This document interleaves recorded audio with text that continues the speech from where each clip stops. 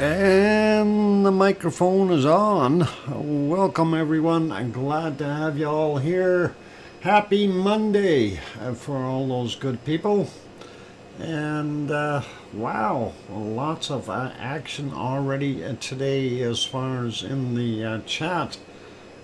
Big thank you to Sharon Stewart for gifting the 10 pack of memberships there. That is awesome, Sharon. Thank you very kindly for that. And Grandma B, thank you for throwing in that wonderful super chat. That is awesome, both of you. Very, very cool. And thank you that you can hear me from Scott and Philomena and Henry and Peter Greenlees, who's now green. And I can hear you, Dr. Fox. Ooh. And thank you, Sue, saying I can hear you too. And thanks, Dan. And yeah, awesome. Thanks, Sharon. That's really good. Before we get going, first person in today, Dodger. Dodger gets the cookies. He dodged all the other people and got in first.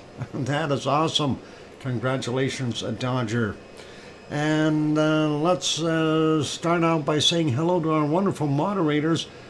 Somewhere along the way, we've got Arizona Snowman and Piggy and C&D Boy and Gary 24/7 Live, AZ Skies, as well as possibly Lucas Snow and Joseph Fields, Texas, and Mona Lisa Smiles. So welcome, moderators. And hope that everybody is there and intact doing their things. That'll be awesome. Let's see, what else we got here? Well, we'll say hi to everyone in a second. I'm just trying to, of course, you all know I work during the day now. So I'm playing catch up with trying to see what the heck is what and what's happening and where it's happening. So some of the stuff I'm not privy to. I know we've had different things in different places. I do want to mention a couple things there. I've heard that our wonderful Stromboli is working again, doing a little bit more lava now. So Stromboli is doing its thing. Let's see. Oh, I forgot. I wanted to mention Piggy will be in the background for now. So all good with that. So if you want to say hi to Piggy, she is watching. She's just not up to snuff there, if you know what I'm saying. Anyway, let's see. What else we got? Any big quakes? I didn't see anything really, really large. Out there. The biggest ones is about a 5.3, and I think, maybe no, sorry, a 5.7 is the biggest one I've seen, and that's southwest of Africa on the Antarctic ridge. So interesting to see that.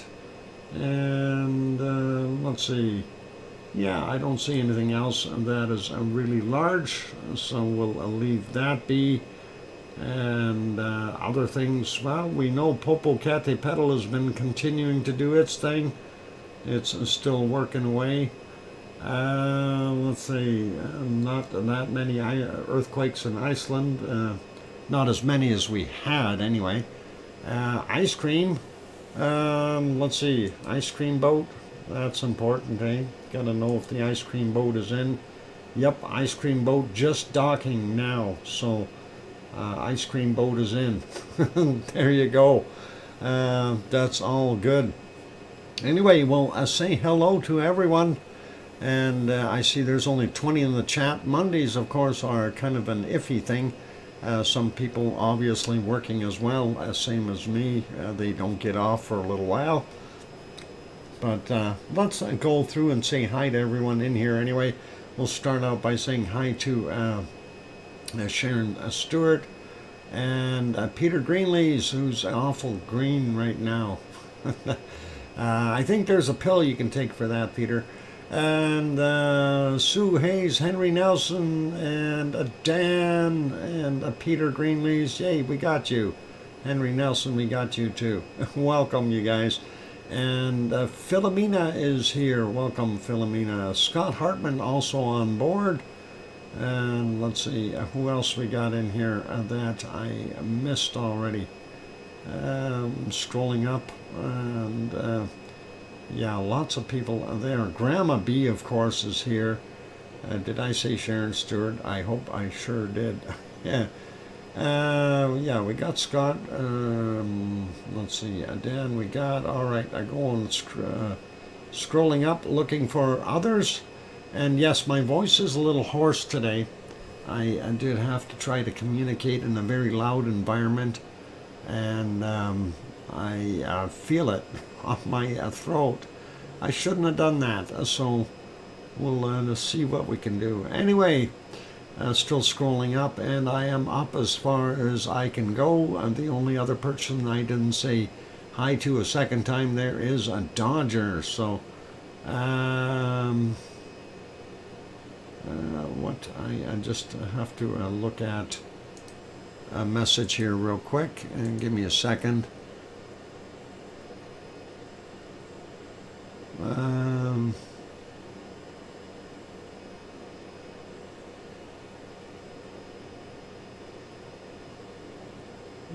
Okay.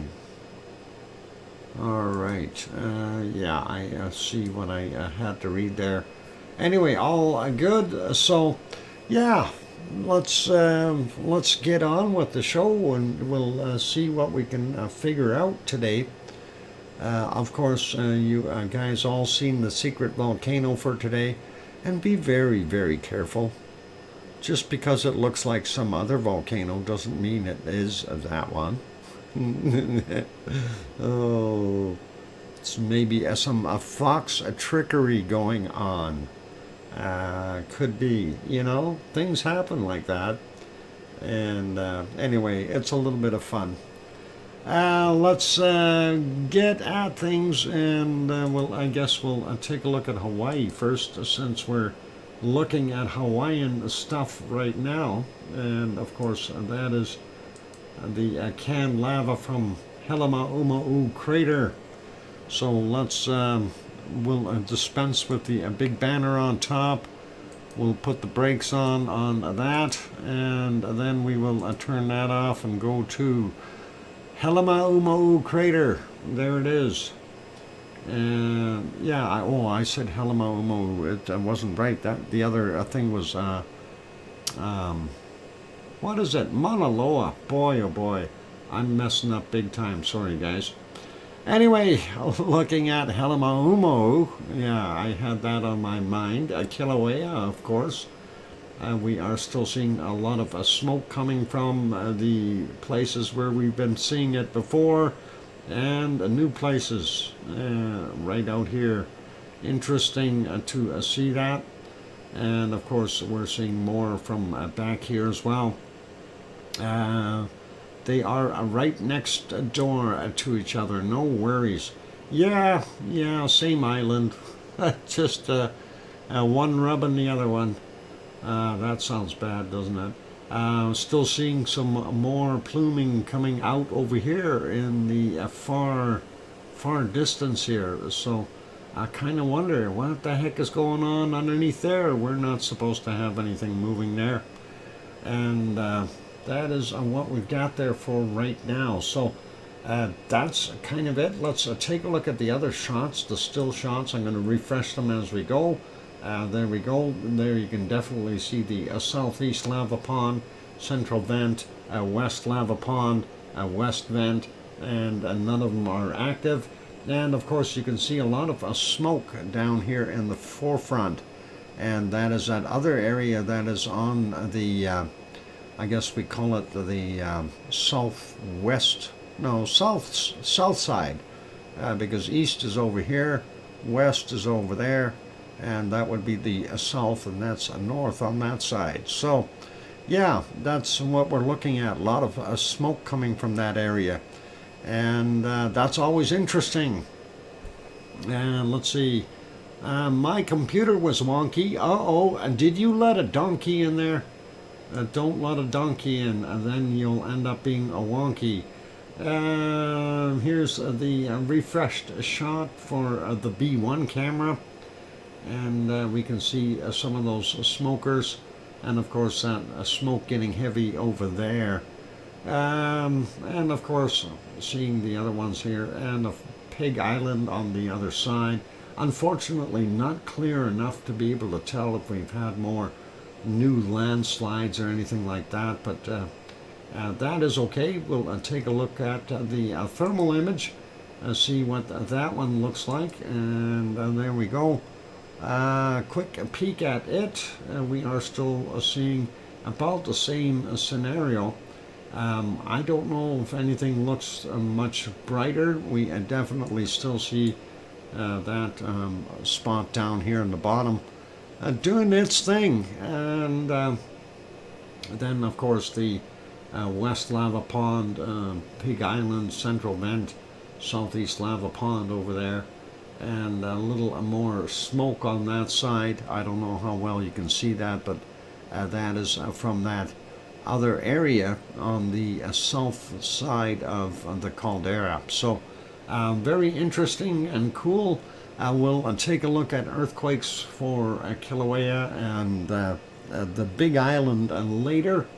And for now, we'll put it back over here and make that small. Let's go over to Iceland.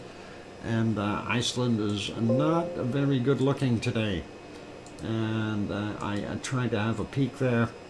Again, very gloomy looking weather, low level clouds, rain, that sort of thing. It is presently, this is what is kind of nice. It's 11:30 p.m. We're just about 23:29 in a couple of seconds there. So when you're looking at it, that is a nighttime shot. That's 11:30 at night. And let's go back about 10 hours and take a look at what it looked like a few hours ago, and have a better idea of what kind of a day they had. And it looks like a yucky day. We see some raindrops on the camera lens, and of course the Perlin Center here. Well, I'm not seeing any raindrops on the glass. Yeah, maybe I am. Right in there, you can see a bunch. So they did have some rain there. That's okay though. Iceland is like that. It'll happen all the time. Anyway, let's put that one back on live. That shot, of course, from the Perlin Center in Reykjavik, the capital city. We'll make that one smaller. Go to the next shot. This one is just to the left of it, of the previous shot. And there you can see the regional airport. And off in the distance, very, very difficult to see anything because of the the bad weather. I can't talk today. Trough mubbles, balking tackwards, merdswixt. I better quit. Anyway, we are not able to see off in the distance at all. So that is what it looks like about 10 hours ago. That, of course, from the Perlin Center as well. Next one is from the Reykjanes Peninsula, and that is the present picture. Of course, you can see we've got raindrops on the camera lens, so not good for that. If we go back about 10 hours or thereabouts, let's try that, see if that looks much better or worse or what we get. And there we go. Yep, rain. You can still see the primary geyser vent over here doing its thing, putting out a lot of steam. Hard to tell what the rest of it's doing. We know the power plant is over there, but it is kind of hiding. Let's see if we can get a little bit better picture here somewhere. And it's actually getting worse than better when I'm looking for it. Yeah, I think we are yeah, not gonna do so good with any better pictures. No, definitely not. This is even worse. So that's what we're seeing right now, unfortunately. There's someone we haven't seen for a while. Gog. Gog. Gog.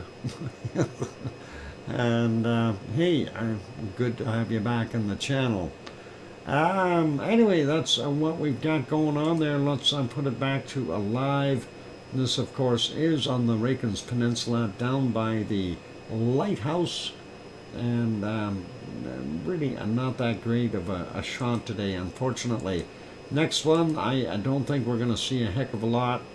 And I doubt very much that we're going to see much of anything in this thing. Going back 10 hours and 14 or 16 minutes. There we go.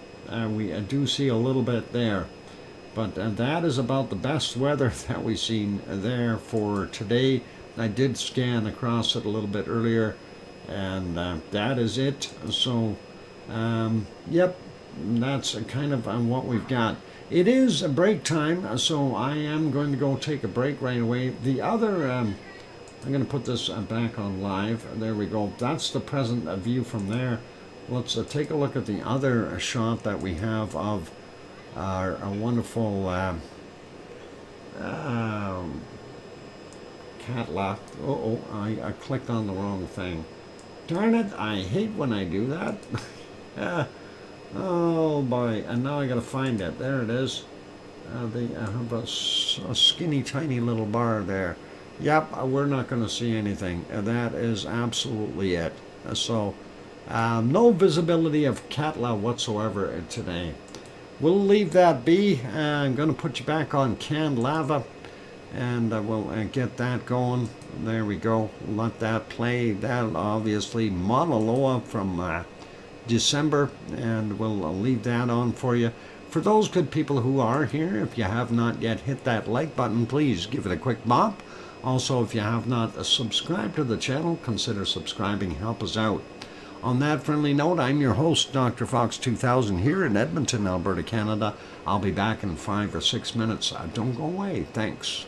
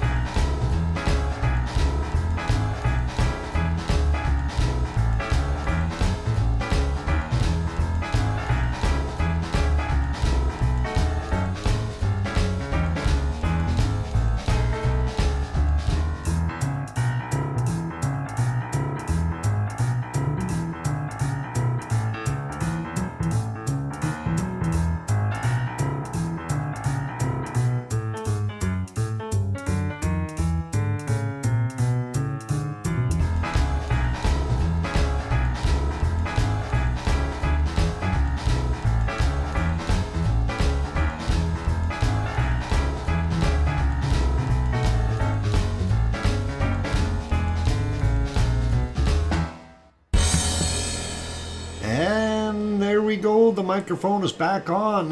Welcome back, everyone. I'm your host, DrFox2000, and you're watching a VolcanoX live stream. Thank you for the welcome backs from Scott and Henry and Sue and One Fish. And I hear you, DrFox2000, woo, from Sharon Stewart. And thank you, Brian, Perfectibility999. Awesome. All right, let's carry on with our good stuff that we always like looking at. So first, zipping over to Iceland, and we will take a look. Oh, hey, what happened here? It says the file does not exist. What do you mean the file doesn't exist? It's right there on the screen. How come you don't want to exist? There we go. All right, back over to Iceland. I had to stop that can lava. Apparently somebody moved the can.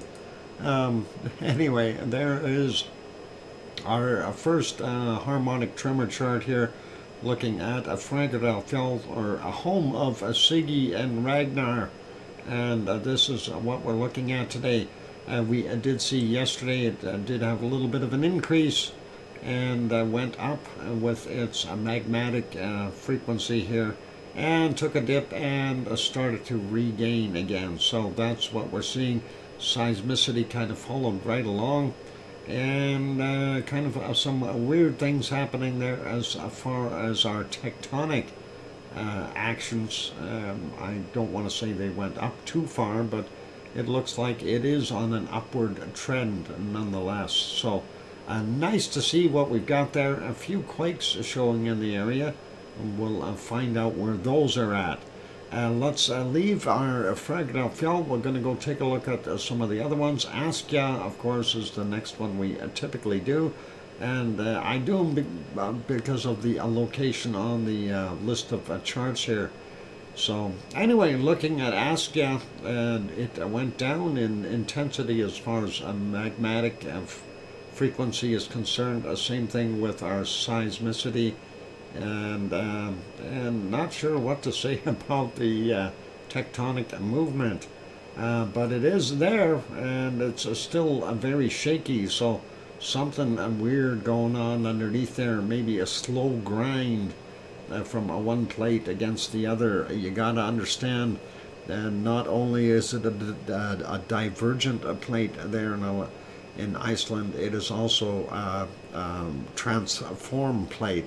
So it's just moving, yes, it's moving apart, but it's also grinding against itself, because it's not moving straight apart, it's moving apart on an angle. And then we get some weird quakes and a weird seismicity there at times, showing a couple of quakes in that area as well. So that's pretty cool. Let's go down to our next one, and that'll be Grimsey, which is actually the northernmost point there in Iceland, and that is, where is it? There it is. There's our Grimsey chart, and it took a real dive and started to regain again with its magmatic and seismicity, making you wonder what the heck is going on. And here we can see, and that took a low dip and started to build back up, and it's up and down like a roller coaster here. So makes you wonder what's going on. We do see some quakes in the area, so we'll likely see those as we go through things. Next one, of course, is Grindavik, and that Grindavik is to the southwest of Fagradalfjall, so a very similar pattern as far as magmatic seismicity and tectonic as well. Not quite as rugged, I don't think, but still doing its thing.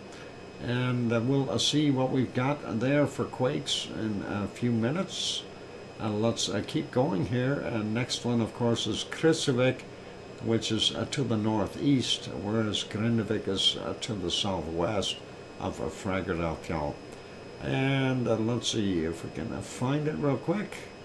There it is, Kristuvik, and very similar to Fagradalfjall, all the way through, and almost the same. Looks like a few less shakers in the area there, that were affecting it. So we'll take a look and see what's happening there. That's your charts for today for our Icelandic tectonic and magmatic movement. And we will put this back on Fagradalfjall just so I can find it later. It's always tough to find when you're in a hurry. There we go. That way I can peek at it when I need to. And we'll leave that guy be. Let's go over to our next one, and that'll be our earthquakes there. Detected upward movement. Yeah, up and down and up. And it is pretty awesome. Let's take a look at earthquakes. There we go. Earthquake 3. Thank you, Sue. That is the map that we're using. You are more than entitled to go over to that link and have a look at the map yourself. You can also utilize Earthquake 2 and Earthquake. Those are the other two maps that we have links available for. And everyone is a little bit different, but it's worthy of having all of them. And I just prefer using this one because it has the sensors marked on it. Anyway, last 24 hours, 63 quakes, so down a little bit. Yesterday we had somewhere around 75 to 80, and it dropped off just a bit. Let's take a look and see what we've got first off out here in the water. That's your Rakens Ridge going way out there into the Atlantic. And there we had a 2.58, 10 kilometers down from 17 minutes after 7 a.m. This morning. And that is sizable. Next one, getting a little closer to the land. 1557 was the time for this 1.6 in magnitude. 4.3 kilometers down, and now we are on land. And before we get going too far, that is of course the outline for our Fagradalfjall right in this region. And there you can see a Ragnar, and that is the Siggy Fisher over there. And of course there's a Keflavik International Airport, Keflavik, Reykjanesbær, Yarnvik, and underneath all this mess there's the Blue Lagoon and the power plant and the hotel, of course. And down here is Grindavik. And I mentioned the lighthouse earlier and the location of that other camera. That camera is roughly out there somewhere where that little star thing is. There's your lighthouse. So that is what we're seeing. And when we look over, there's the power plant, and that what I refer to as the primary geysers over in this spot here. So pretty awesome to see that. Anyway, let's have a look here, and most of these seem to be very close to our wonderful Blue Lagoon, and just to the south of it. This one is from 1324, 0.93, and that is 3.3 clicks down. Next one from 1324, 0.89, or sorry, 0.81, and 3.4 clicks down for him. Some older ones here, 8:45 a.m., 0.23, 3.5 clicks down. 1:19 a.m., 0.15, very small, 4 kilometers down for him. We got him already, we want that one. 13:32, 0.35, 3.1 kilometers down. 13:26, we had a 0.28, and that is 3.7 kilometers down. And a 0.29, 3.2 clicks down from 13:39. That is those ones on that side of the highway by the Blue Lagoon. On the other side here, we have a 0.11, 3 kilometers down. I came in at 3:36 a.m. And the other one from 9:17, a 0.48, or sorry, 0.42. I am just not able to talk today. 5.1 kilometers down for that one. And that is getting closer to Fagradalfjall, but hey, that's the way it goes. And I want to see the quakes in here. I really do. 4:40 this morning, we had a 1.16, a 5.5 kilometers down. Next one, 2:55 is the time on that. 0.81, 4.3 kilometers down, and a 0.56 underneath the lake, 4.3 kilometers down, 7:47 this morning. Next one's over, we do see 0.74, 5.7 kilometers down. That came in at 46 minutes after midnight. There's a couple other ones there. 0.84, 6.3 clicks down, and that is on 23:56 yesterday. And the other one there, a 0.54, 6.3 clicks down, and that is also yesterday's from 23:58. So not bad. And then we have this lonely little guy, 0.26, 8 kilometers down, 7:45 this morning. And let's see, what do we got here for these ones? Hengild area, and that is 11:24 a.m. That happened, 1.58 magnitude, 4.2 kilometers down. Next one over, a 0.95, 5.2 clicks down from 10:30. And the next one is a 0.33 from 11:25, 5.7 kilometers down for him. Next over in the top here, a 0.52, 6.7 kilometers down, 12:01 is the time on that today. At 11:24 we had another 0.42, 6.2 kilometers down. Next one is from 3:33 in the morning, a 0.22, and it is 5.7 kilometers down. Zooming out a little bit again, looking for our next batch. We've got these three, 0.53, 1.7 kilometers down, 254 this morning. Dyslexia strikes again. 3:03 a.m. we had 0.19, and that was 1.3 kilometers, just about 1.4 kilometers down. The other one is a 0.42, and that is 1.5 kilometers down from 2:49 a.m. Zooming out a little bit, looking for our next ones. There's Hekla there, and we see a couple of little ones very close to it, but nothing really major. 3:12 a.m., 0.27, 4 kilometers, or 4.1 kilometers down, a 0.46 from 8.1 kilometers down, and that was at 6:53. And we'll go over here and look at this one. 0.53, a surface quake, or close to it, 135 meters down, came in at 8:48 this morning. And here at Katla, we did have one quake, surface quake again, a likely ice movement, and that is a 0.89 in magnitude. What is it? 11:38. How about that? That'll work.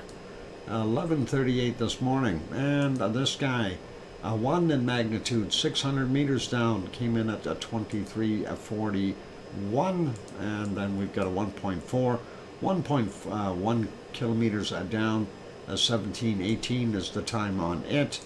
Then a 0.4, 5.2 clicks down, 11:04. Next one over is a 1.02, 7 kilometers down from 14:38. And let's see, there's a 0.95 underneath that. These are all in the Grimsvatn area, by the way.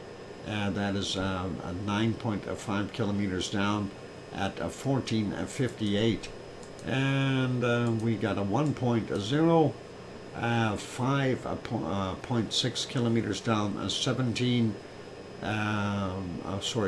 minutes after 1900 or 7 p.m. Thank you for the 5-minute warning. And we should be able to get our quakes done by then. This one over at Askia, up 1.7, and that's 4.5 kilometers down, 15:34 is the time on it. A 0.72, 6.3 kilometers down, 11:23, and this straggler here, a 0.45, 7.3 kilometers down, 7:35 a.m. Moving up a little bit more, we see 1.3, 6.7 kilometers down, 18:47. And then, whoops, we have a little bit of a stack right here. Let's have a look at those. 2.1 from 6.4 kilometers down, 250 this morning. Then we got a 1.75 kilometers down, 1825. 1.5, 5.6 clicks down, 1841. 1.1, 5.2 clicks down, 1904. At 1903 we had a 0.9, 5.2 clicks down, another 0.9, also 5.2 clicks down from 1823. So that takes care of that batch. We do have this lonely one here, a 0.69, a 11.2 kilometers down from what was it, 2:51 in the morning. And there we've got a major little stack. 1.3, 6.8 clicks down, 2010 is the time on it. Just going to sample a few of these. 2017, 1.2, 3.9 kilometers down. Next one up, a 1.05, 7.99 kilometers or 8 kilometers down. And that is a 4:33 this morning. 1.07, 10.4 clicks down, 12:14. Sorry, 4:12. Dyslexia. 9 minutes after midnight, 1.06, and that is 9.7 kilometers down. We'll grab these two bigger ones out of this mess. 2.81, 13.4 clicks down, 1:28 a.m. The other one was a 2.31, 12.7 kilometers down from 14:43. And I might as well grab that 1.2 right there.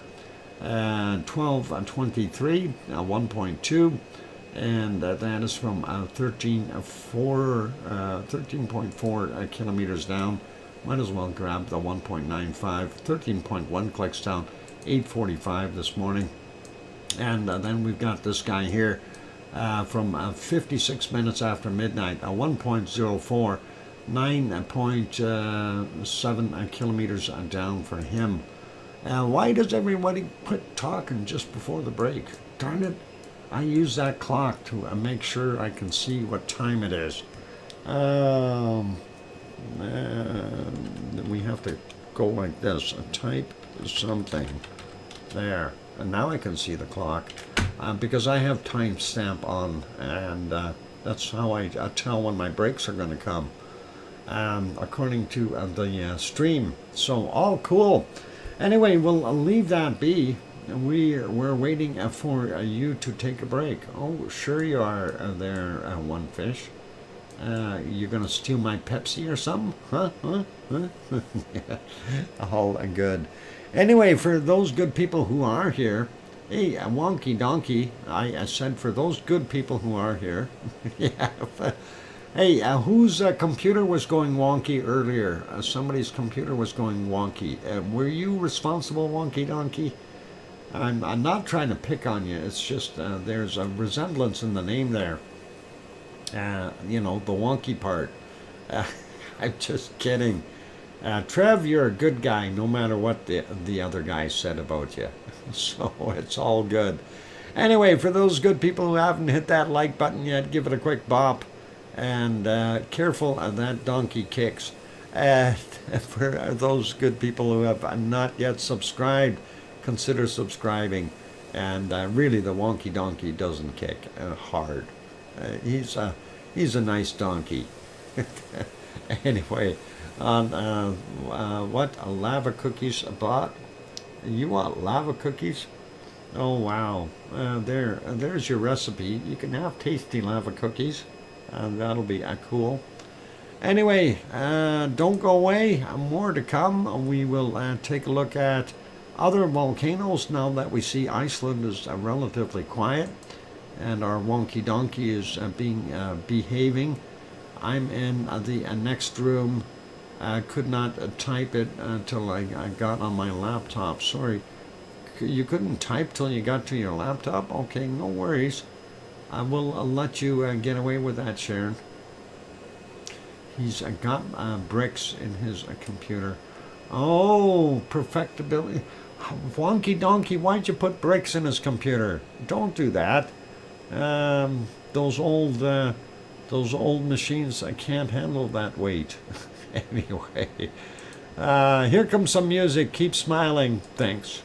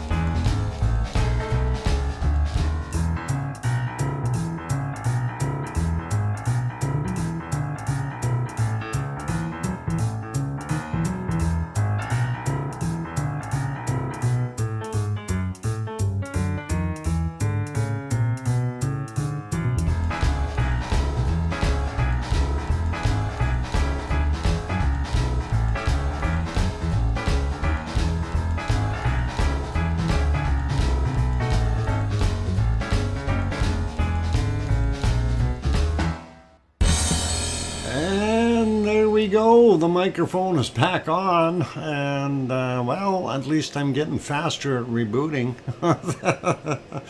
Oh boy, what a disaster.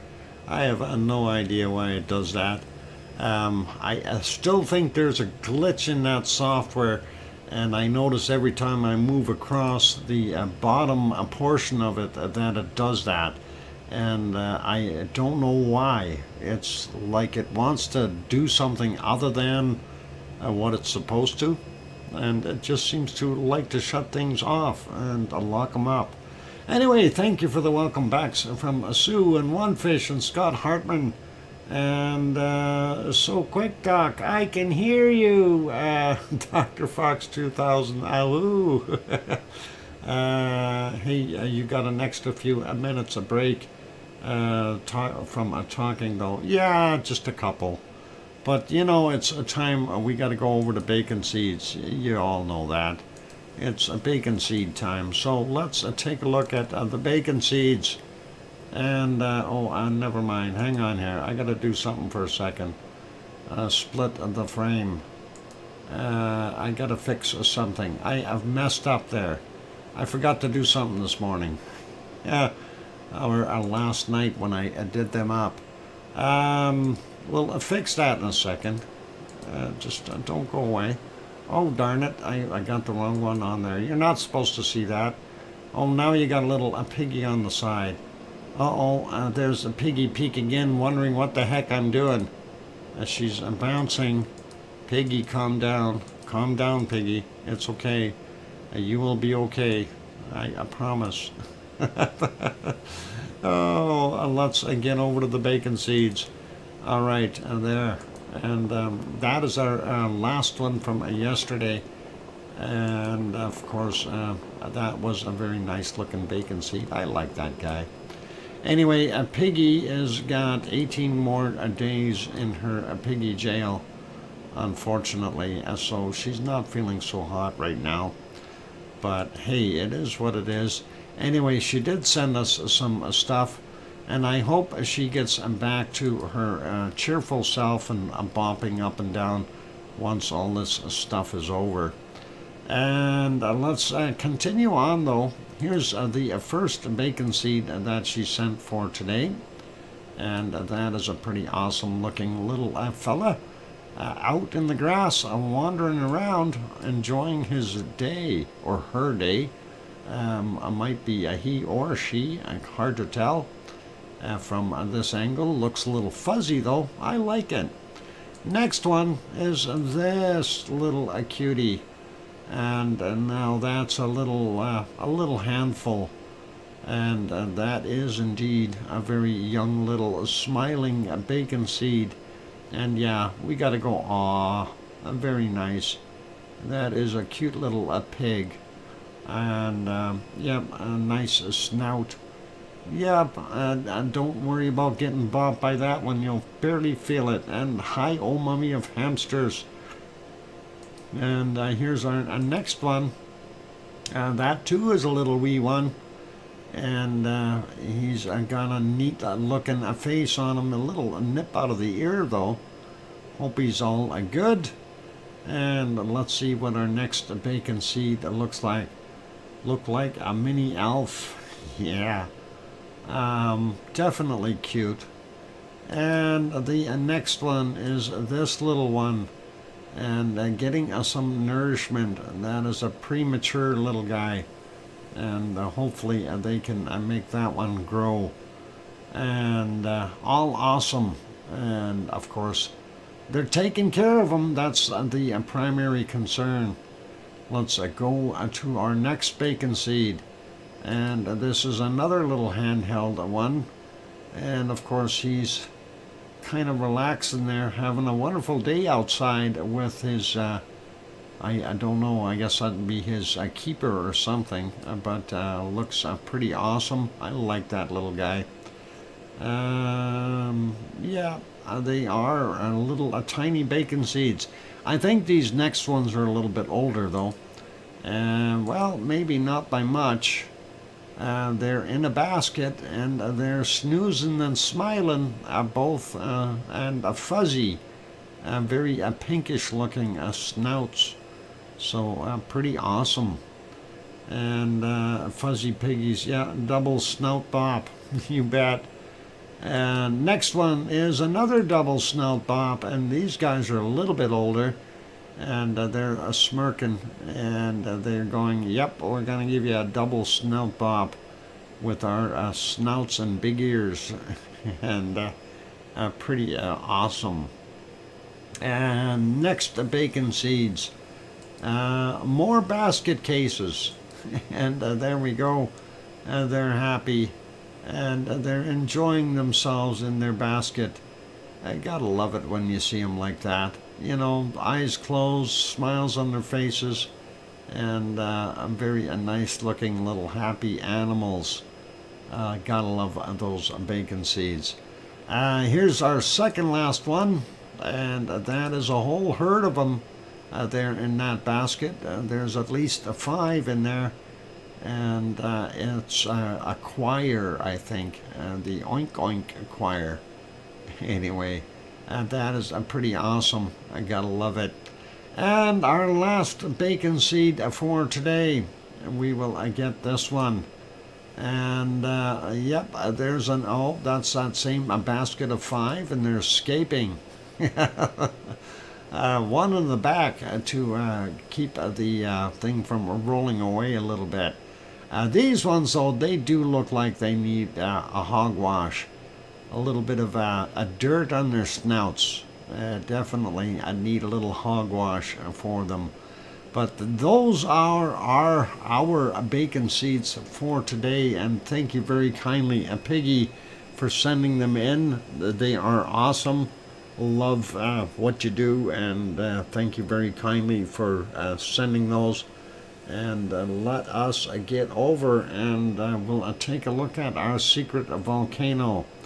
Now, there's a little piggy, and we see her there. She's, where's she going? I have no idea where she went. She took off. Okay. That's okay. We'll see her next time she comes back. Let's pause that lava, though, and we will take a look at our wonderful... Oh, why is that not working? Oh, and that's because it moved it. All right, let's pause there. There we go. All right, so now Piggy escaped, and that, you know, wouldn't surprise me. Billy Bob Joe, welcome. All right, now the next volcano, it's the secret volcano, and I want you guys to be very careful, because you are likely going to say the wrong name at first, or maybe at second and third and fourth, because it may not be the volcano you're thinking of. No trickery here. Okay, here's our secret volcano of today. Let's get rid of archive footage. Oh, no, that's the wrong button. This one. Okay, and there you go. Henry Nelson. Are you sure about that? Really, Henry? Are you sure? Are you really, really sure? Henry? Congratulations, Henry Nelson. You get the cookies. Oh, I had to do that. It was a little bit of fun. Anyway, there's your stack of cookies. I thought it was a beautiful photo, so I thought, yeah, we'll use it, and that would be pretty awesome, and it wouldn't be hard for someone to guess it today. But I do have another shot that actually looks very similar to this. I give another, what? In reserve, we can guess. You know, you want something a little tougher? Hang on, let me go to my folder and see if I have a one that is a little bit harder. A matter of fact, it's going to be a lot harder. Let's see. Which one shall I use today? I have a few in this folder, so they are some pretty awesome looking volcanoes. Let's see. I wonder what I should use. I do have some neat ones. I wonder. I'm going to put up another volcano, and we'll throw that at you. And I don't know if I've used this one before. I am not sure, but we're gonna throw it up there anyway, and see if we can confuse you guys a little bit. Maybe you'll come up with something. Let's use this guy here. I'm going to use that, and go ahead. There's another volcano, and be careful with what you guess, though. That is your second chance at winning cookies today, and make sure you get it right. Snicker, snicker. Come on. Yeah, everybody's scratching their heads trying to figure out what volcano that is. And Grenzed, Kia ora. Good to have you on board. While they're thinking I'm going to have a sip of a Pepsi. No, it's not Merapi. It's not Stromboli. Sorry. That's good Pepsi.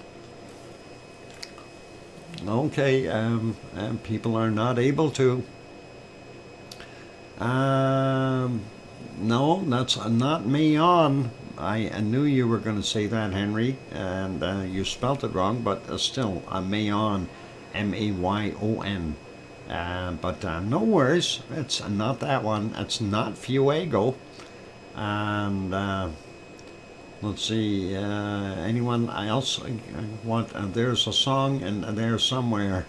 Yeah, that's not Mount Fuji. No, not Mount Fuji. Sorry. Although it is a flat top cone. Snicker. Not Etna. Nope, definitely not. And yep, it is a tough one. You guys all always think you got them all down, but you know, hints. Sue, it's a volcano. Oh boy, that's a nasty hint, huh? It's an erupting volcano. The volcano seems to be having a Strombolian eruption. Yeah, Sue, you wanted extra volcanoes, and you wanted me to make it tough, and I made it tough. So go ahead. Yeah, no, I'm sorry, Henry. It's not that spaced out. It is not Olympus Mons on Mars. No, it's not Reventador. Sorry. Oh boy.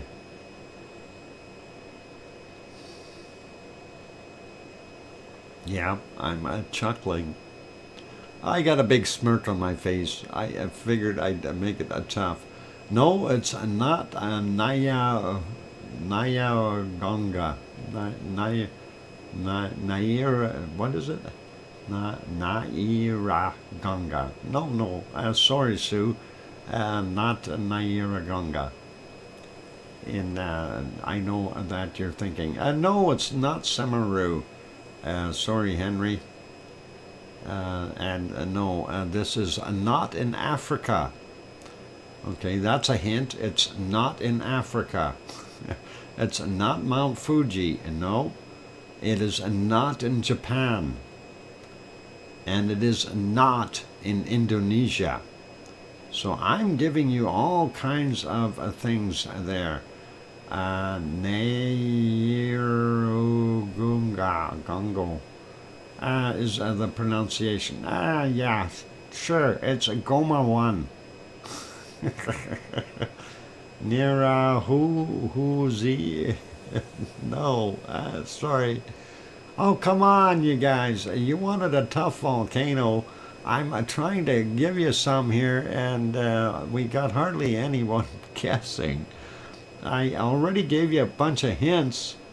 Good ones at that. Strombolian eruption coming out of there.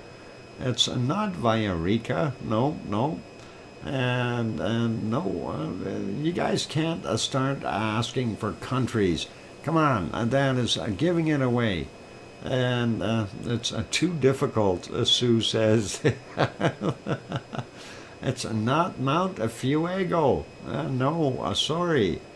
No, definitely not. Okay. No, I'm not Cotopaxi. It's again, Granzad, you're asking for things you're not going to get. I'm not going to tell you the location. Okay, one fish put up the flag. That is a shocker. And so did Henry. And I am a saint to tell you, Vincent. No, it's not a Saint Vincent. It's not San Gay. And sorry. Oh boy. All right. Have I stumped you guys? I think I've stumped you guys. All of you. It's not Villarrica. That's already been guessed. And it's not Doe. I don't know the volcano called Doe, Wonky Donkey, but it's not a Doe. It's not a Bezimiani. Sorry, Brian. Yeah. And the king is here. King has all the answers. I have no idea. Someone's up at 1:26 in the morning and bathing a Cocker Spaniel here. Utter, okay, funny. Agua? No. Agoa? No. No. White Isle? No. Sorry. Yeah. Okay, I think I've stumped you guys. Are you ready for the name? Are you ready? It's not Sakurajima. Sorry, Sue. What is a Kambali? Kambalni? No, sorry. And all right, I will give you the name since nobody has gotten it. This volcano is located on the Russian Kamchatka Peninsula. It's called Klyushevskoy. You may have heard of it, Klyushevskoy. And that is pretty awesome. It's just a little ways south of Bezimiani. And of course, a little further to the north, you have another one that's called Shivelish. Easy for you to say. Why, thank you, Henry. It was. Oh, so I stumped you guys, and that is awesome. What? Shevskoy? No, Klyushevskoy. It's spelled Klyuchevskoy. And that is a Klyushevskoy. In Russian. Da. Okay, so anyway, we've had our fun. Yep, you got us. I did too. So next time, I missed what it was. Had an emergency phone call. It's a Klyushevskoy there in Kamchatka Peninsula. Klyuchevsko. Yeah, just the way Sue spelt it. And that is awesome. And that is pretty cool. And I'm glad I stumped you guys. All right, so next time when I give you an easy one like this, I will make sure I have a really tough, hard one after the fact. And that'll be cool and awesome. Anyway, let's carry on with our other volcanoes, and I don't know what is going to be intact here on my screen since I haven't really seen. We'll go take a real quick look at this one here. Of course, this is in the Azores, and we are on the island of São Jorge or São Jorge. Yes, Henry, we're just going to do this one, and then we'll take a break and put you back on the other stuff. This is one of the villages, the harbor, and you can see the lights of Pico Island off in the distance.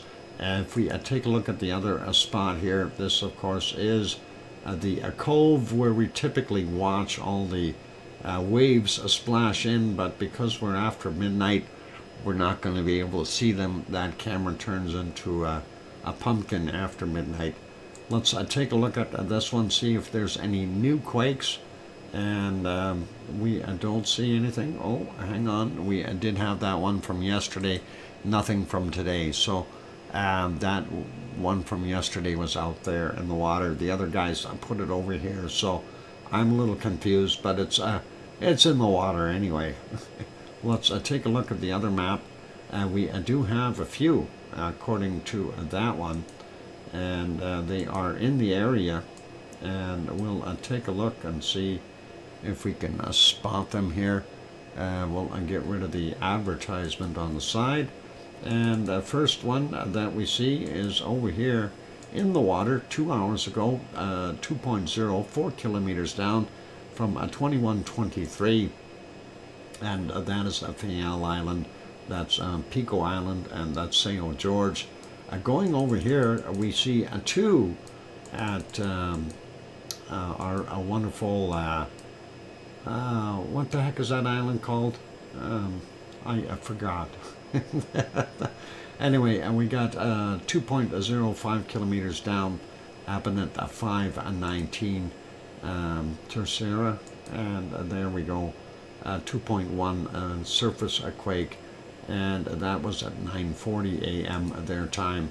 So that's two right in the same area, but different elevations. And the other one here is a 2.4 right along the ridge, coming in at 15:03 UTC or GMT, and that is pretty cool and awesome. All right, time for a quick break, just to let you know where this is, the Azores, in the middle of the Atlantic Ocean. There's the Canary Islands, Portugal, Spain, France, England, Ireland, Newfoundland over here, and Sue waving hi to us from Nova Scotia, and she had an emergency call, but she's okay now. Welcome and aloha, Kathy. And there we go. I'm up inside a cloud. Today it seems wild weather yesterday, and now calm, but foggy. Okay, no worries. Well, stay calm, stay cool, and that fog will be okay. Let's turn that off. We'll put this back on, and make sure we got that turned on so nobody gets confused. For those good people who are here, I am going to throw the music on. It is a break time. If you have not yet hit the like button, give it a quick bop. That'd be really cool and awesome. Also, if you haven't subscribed to the channel yet and you're enjoying the show, please give it a quick bop there as well. On that friendly note, I'm your host, DrFox2000. I'm going to be back in 5 or 6 minutes. Don't go away. Thanks.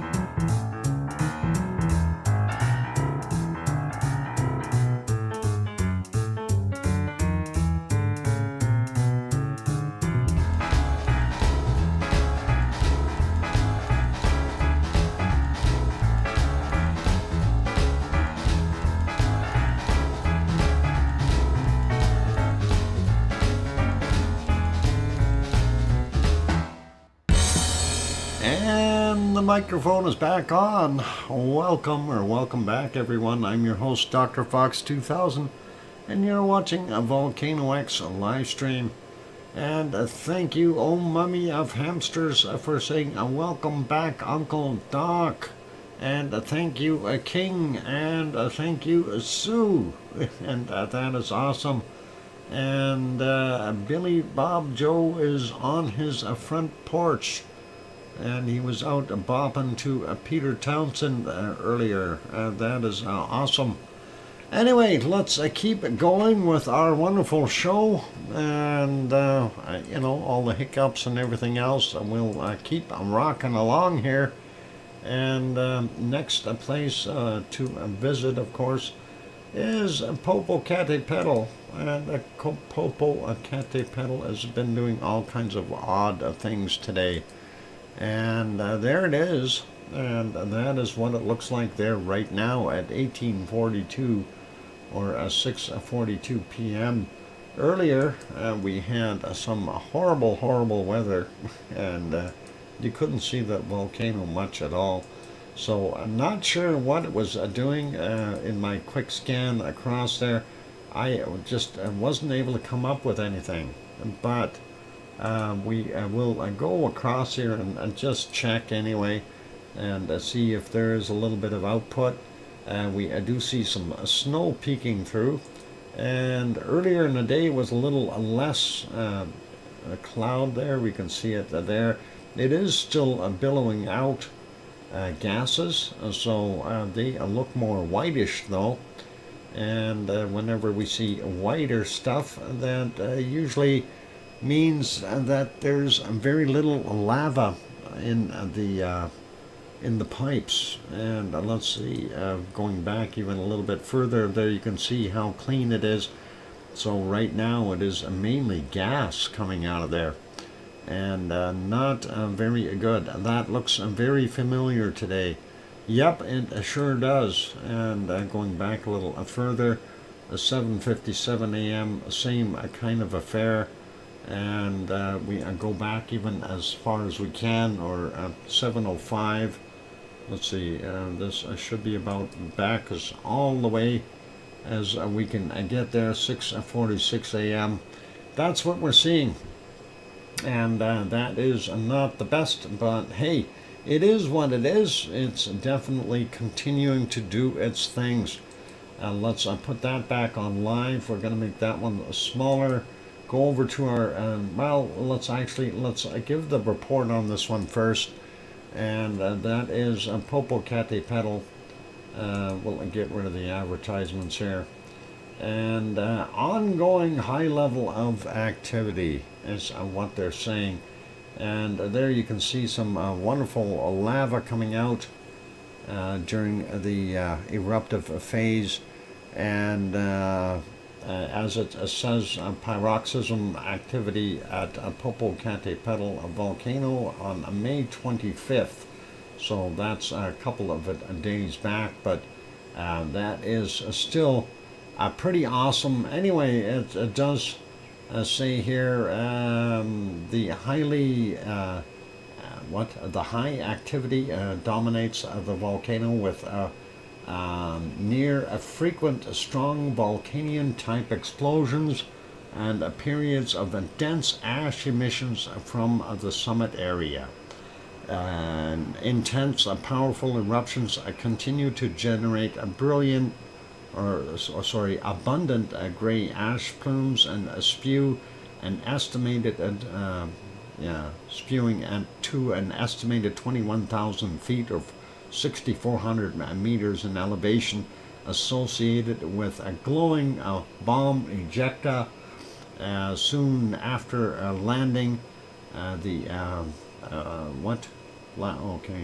Soon after the landings, the vast edifice area is being constantly illuminated by a fragmented incandescent material. So yeah, lots of stuff popping out. Anyway, that is that photo, and from the 25th looks pretty awesome. Let's see what else they got there. They're telling us where it is, That's a different scenario. That's something else as well. But there was some more stuff down here. Let's take a look at these. And again, just gonna turn this on. This was from the 28th yesterday. So let's look at that. Somebody made up a time lapse. And of course you can see how it was puffing out of there.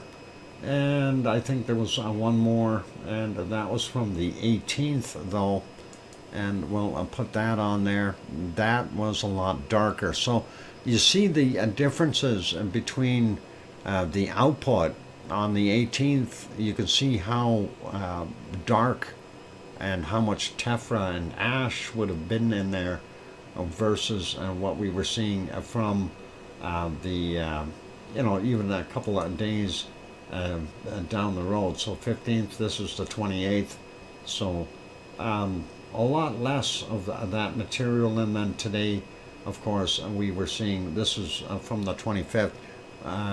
So today we are seeing basically white billowing clouds coming out, mostly gas. So that is kind of what we've got there. And that is it for that report. Let's take a look at our next one. And that stream is apparently not available. Okay, so a Fuego is a no-go for today. What about our wonderful Messiah volcano? Well, we can see Messiah's lava glow, and it looks mighty brilliant today. We are not being able to see down into the caldera, but it is there, I assure you that. Don't go wandering around there in the dark. It's a long way down off the edge here, and you're not going to get back out. And that is what we got. Anyway, Messiah in Nicaragua is this one. And the next shot, well, it ruined it. I had, from this morning, I had the sunrise scene, but because I had to reboot my computer, we are no longer seeing that. Let's take a look at the first one. This is Alaska down in Chile, and you don't see a heck of a lot of output from this one at all. Nice stars up in the sky though, pretty awesome that way. So let's leave that be. And that was from, 19 to 2000, somewhere thereabouts, as far as that time lapse is concerned, or 2100 almost. Let's go back and I will take a look at the next one. We're not going to see anything at Laguna del Mole, but Villarrica is showing some activity. And of course, up in the top of the caldera, we can see the forever changing light, and that is a pretty good indicator that we have magma protruding up into the caldera, and this is now got some lava in it. Hopefully we'll see something happen. Anyway, that is it for there. But while we're over there, let's back up a little bit. We did talk about Messiah, and just a little further south of Messiah, of course, is San Miguel in El Salvador, and that is San Miguel from the 27th. So it was putting out quite a bit, and that is says here the explosion from San Miguel volcano on the 27th is how they entitled that shot. So a little bit of activity from it. Let's see if there's any other photos. Nope, some guy and some plants. No, anyway, what's it say here in a nutshell? The explosive eruption at the volcano continues at roughly regular intervals. Surveillance cameras of San Salvador Ministerio de Medio Ambiente observed ash eruption from the summit crater, and at the height of the gray ash plumes are unknown as they were reported by the VAAC, and that is or they weren't reported by the VAAC nor the Volcano Observatory, but the attached video from May 27th. Let's see, is there a video? Let's take a look at the video. That would be this guy here. Let's take a look at it. Unfortunately, I can't make it bigger or we get copyright issues. But yeah, you can see some of that billowing out of the volcano. So that is pretty awesome. That is happening in El Salvador, and that is pretty cool. So we have another active one. LOL Gemma Super Kitty, your other Nick got another membership put on it. So you're green on the other one there, Dave, and welcome. And that is it for our wonderful El Salvadorian volcano. It's nice to see that. A pretty awesome plume coming out of there. So, yep, it's definitely been an active time in Central America for volcanic activity. And let's leave that guy be, since that is it for that video. And we will go to our next one, and that is Sangay. And we'll take a look at that neat shot here in a second. So Sangay volcano, Ecuador, massive pyroclastic flows today. And let's throw that photo up there. And that is today at 6:15 a.m. You can see it from the top of the volcano coming down through the cloud layers, and I don't know what's back there, but that is a lot of material. Billowing dense gray pyroclastic flows descend over the southeast flank is how it is listed here. So that is pretty awesome. And going into the jungles, pretty wild to see that. And I wouldn't want to be in front of one of those flows. That is pretty awesome looking. They're here. Okay. And somebody standing on some lava flows. Don't do that. You're going to sink in there. And that is something else. Anyway, what's it say here? A strong dilute pyroclastic flow, gravity-driven mass flows, appeared to descend over the southeastern flank in the early morning. Early this morning. Okay. The reason for this torrent is not clear yet, but from previous observations at the volcano, it might come from the continuous glowing rock falls on the southern slope, and it suddenly accumulated and destabilized. So yeah, causing you get too much buildup, it's going to pop. That's basically what they're saying, okay, in a nutshell. And we like that. So that is pretty cool for there as well. Let's leave that guy be, and we'll go back and put this back on Popocatépetl. We'll go to our next volcano, and of course that is Merapi. Merapi, of course, being guessed at by so many, and I thought that was kind of funny. Let's see. I'm trying to get some other stuff working here. Where am I? Where is? There it is. Okay, make that bigger, they say. There we go. Anyway, that is Merapi, central Java, Indonesia. And that, of course, is at 7:56 a.m.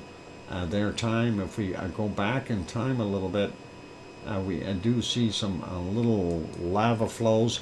Nothing too serious, but we'll see if we can get that on the screen. There you can see some of that wonderful flow coming down the hill. Let's make that a little bigger. There you go. So bacon, definitely. And that is what we got happening. So Merapi is doing okay. And let's see if we can find, there was a bigger one here. We'll go to about here. And that one showed a lot more volume to it, 4:27 a.m. their time. And you can definitely see that flowing down the hill. And yeah, it is a couple of minutes here before my break. So definitely a gorgeous looking amount of flow. And Merapi is making us happy, as always. Bacon, yep. Tom Dice, I just wanted to drop in and say hi and hit the like button and say stay safe all. Tom, have you converted to French since you're in Quebec? Parlez-vous français? You're lucky you didn't bring Pepper along. She would have been able to speak French. But yeah. Anyway, Tom, I hope you have a safe trip up there and back. So all good. Anyway, let's get to a couple more spots here, if we can find them. I know there was a little bit more lava output. Not the greatest, but I mean, they're there. So we might as well get a little bit more bacon out of this. And there's another one at 3:50 a.m. And we had another one somewhere around about an hour earlier, I think. We'll take a look at that one in a second. And let's see. The stars are beautiful. Yeah, I painted those in myself there, Billy. I'm kidding. No, those stars are definitely nice to be able to see that. And of course, if you know how cameras work, if you have your shutter going too quickly, it won't pick them up. So they've reduced the shutter speed. And that is what we got there. Let's take a look at this next one. This is back a few minutes. And this one was kind of interesting as well. Let's see, am I in the right spot? Yeah, just about. It's going to pick up a little. And we should see a little bit more flow coming out. Let's expedite this a little bit. There it comes. That's what I was looking for. And that's a 3:08 a.m. So pretty awesome to see that. And always love watching the bacon going down the side of a mountain. And that is pretty cool. Well, actually, it's quite hot. Don't touch it. It's cool looking, though. That's for sure. Estimated around 1150 degrees Celsius is what the lava is there from Merapi. So 1150. Not quite as hot as what some of the Icelandic stuff is. And not the coldest one either out there. So pretty awesome to be able to see that, though. And I thought it's pretty cool. The temp, yeah, it is quite hot stuff. Top of the hour, you bet, Sue. It is time for a break, so we will leave this be. And what we will do is, this is actually most of the rest of the time it was in bad stuff, but we'll take a look at some other volcanoes when we come back from the break. I'm going to put this Merapi report. Oh, okay, maybe we'll do a Merapi report when we come back from the break. Fine, be that way, Sue. Thanks. And yep, there's our wonderful lava in Mauna Loa, and that is all good. And yes, we'll do the, there is a report on Merapi, so we'll do that when we come back. And then we'll get over to the other ones. For those good people who are here, yeah, it's okay. And Sue, I have absolutely no problem with you reminding me because my mind is gone elsewhere sometimes. Anyway, be good, be kind, don't take off yet. We got lots more show to come. Hit the like button if you haven't done that yet. And Dave, you're going to wear out that nickname. And anyway, I'll be back in a little bit. And don't go away, guys. All good. Here's some music. That'll calm you, the beasts down. Maybe. Maybe. I'll be back.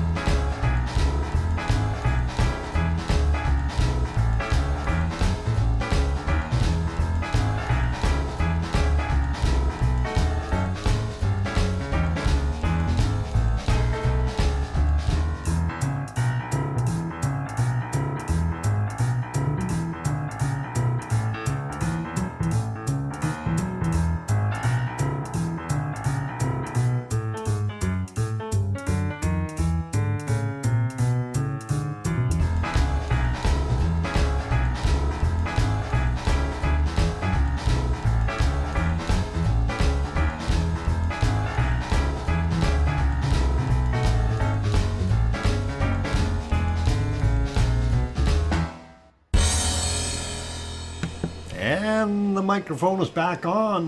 Welcome back. And I'm glad to have you guys on board. Let's see. Thank you for the welcome back there, Sue. And no, Kathy. What? And we are just buy stuff we can use more than once. Oh, cool. And thank you, One Fish and Dave, and that is all cool. Okay, so let's park this lava, and we'll get it there.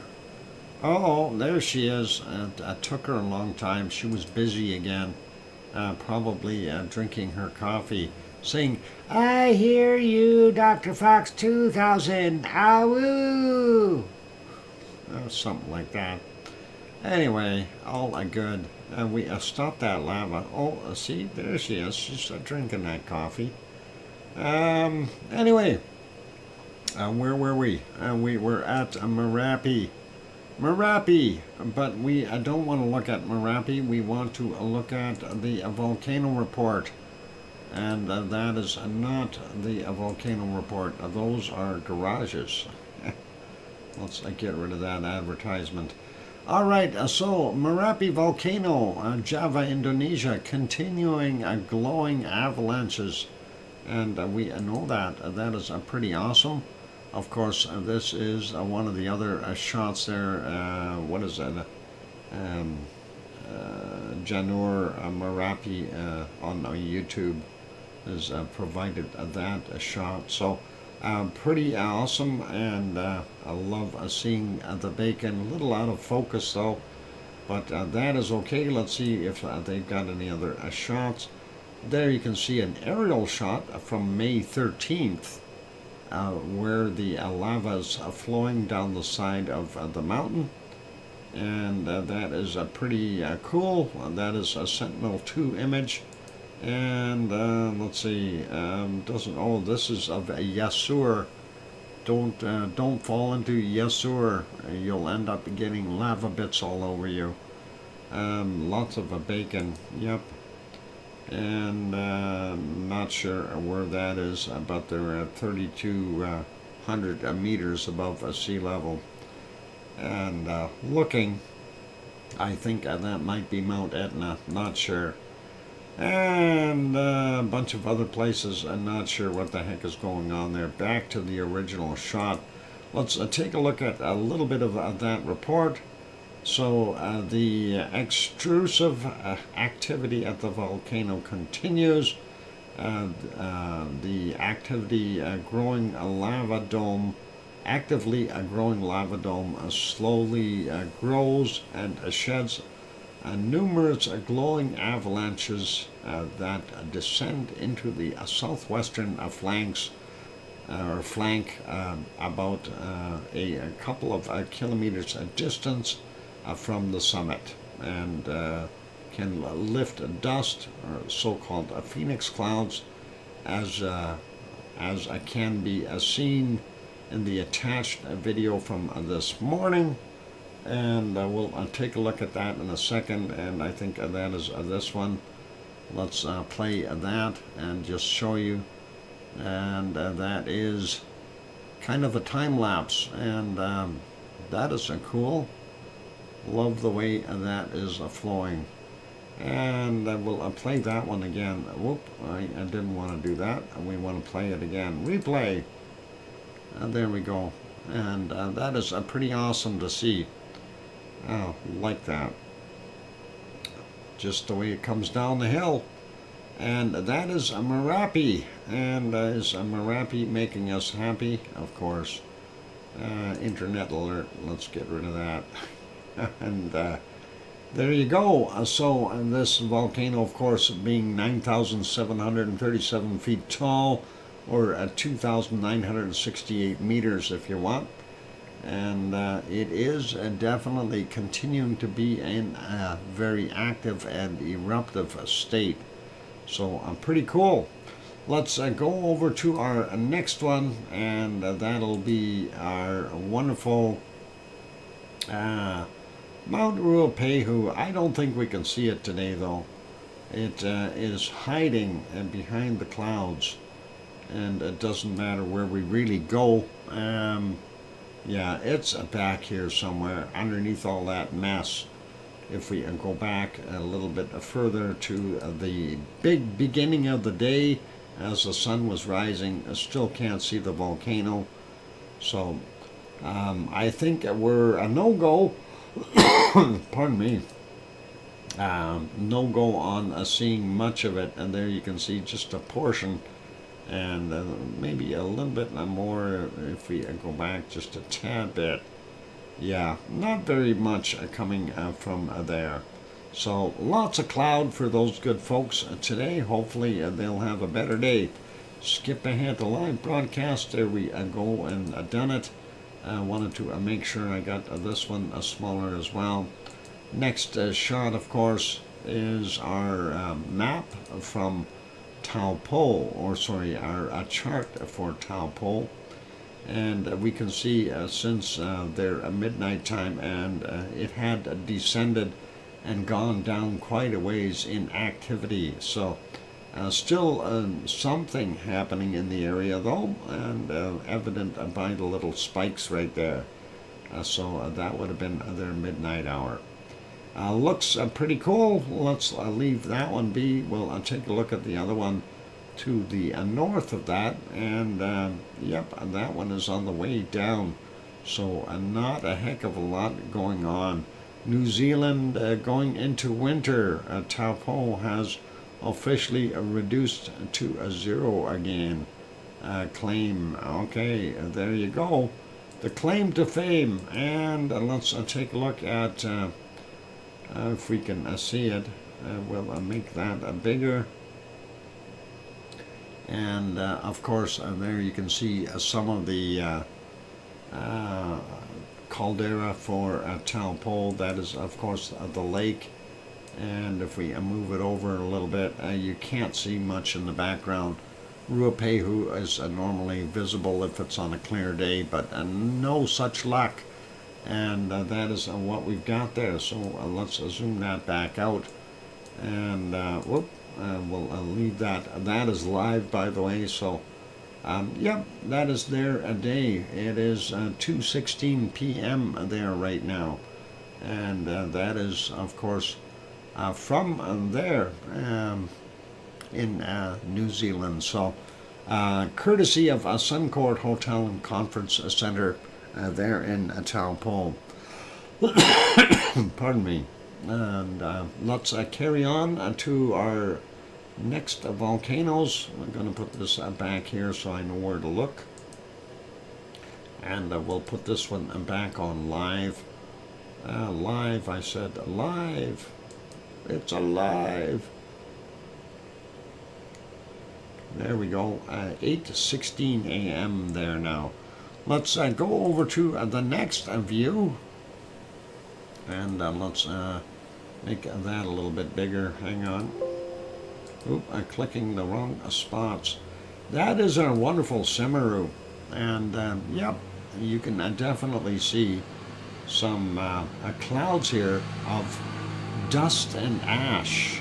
And that is definitely throwing out some dirty rocks there. And let's back that up a little bit and see what it looked like earlier once they zoomed in.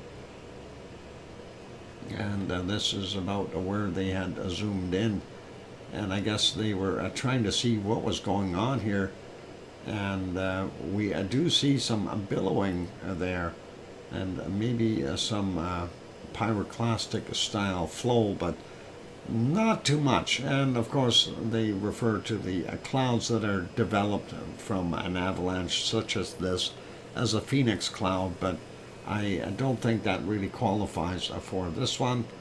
Earlier in the day, right at sunrise, they were zoomed out quite a ways. You do see some lava right there, and that was nice to have coming down the hill.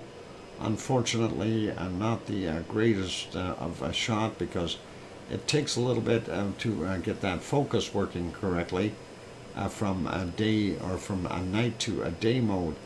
If we go back just a little bit more here, we can see that there was indeed some lava up on the top there, a little smiley face, and that is pretty awesome.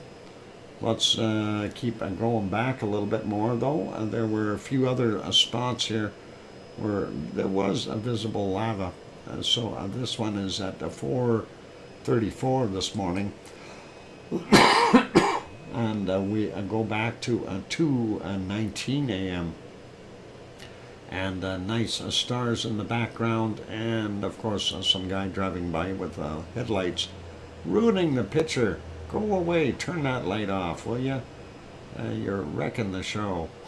Anyway, that is what we've got going on there, and that is of course Semeru in eastern Java, and that is not too far away from our wonderful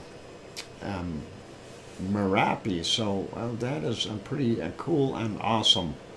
Let's go back a little bit further, and yeah, it was in the clouds prior to that. So you can see the clouds there. They did dissipate after a bit as we went the opposite way. So prior to that time, 1:30, you would not have been able to see a heck of a lot unless you go way back, and then you would have seen some moonlight. And there you go. That's a kind of a scenic. You've got the moon overhead, some cloud in there, and some lava flow. So very, very cool to see that. And prior to that, again, it was in the clouds. So we'll leave it there. We're going to bring this back to live. Yeah, a nice scenery. It is, and that is a gorgeous shot. Love being able to see the stars in the background as well as the moonlit clouds. That is pretty awesome. Hey, and did I say hi to Leo Carlson? Welcome, Leo. And I see Bob just got here as well. C&D boy. Good to have you on board. Anyway, that's the live shot from our wonderful Semeru and eastern Java. And all good for that. Let's make that one smaller, and let's see, where do I want to go next? Let's pop over for a second, and we'll pop over to this one. Let me get that on the screen here. I probably have to do a refresh on the screen, but we'll see if we can spot anything happening at our wonderful Stromboli. And yes, we do see we've got some lit up activity there. If we are looking at the other shot here, you do see a lava pond that is up on the top of that caldera area on this particular thermal angle. The other thermal angle, of course, we don't see into that pot, but that is roughly right about where that mouse is pointed. So it gives you a pretty good idea of what we're looking at. And then, of course, here is that vent. And, of course, some stars in the background as well, if you can see those. But on occasion, it does pop, and we like that. That is pretty cool. And it didn't want to pop while I was talking. Darn it, I was hoping. It is what it is. It's raining in Hawaii, by the way, for those who need to know. And speaking of rain and such, we'll go over here for a second. It is raining in Yellowstone National Park. Very few spectators out and about. And I think they should have brought umbrellas.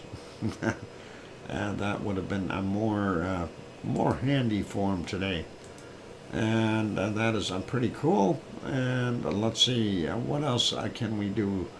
Dr. Fox, did the earthquake in Melbourne show up on the charts? How big of an earthquake, and what did you drop, Leo? I'm curious. Did you drop something, Leo? Why is a jellystone not moving? I guess I gotta leave it up in the forefront. I hope that you didn't do anything. How it says 3.6, and you didn't drop anything. Okay, well, I don't know if I can believe that, Leo. We'll take a look though on. Oh yeah, it did too. It showed up.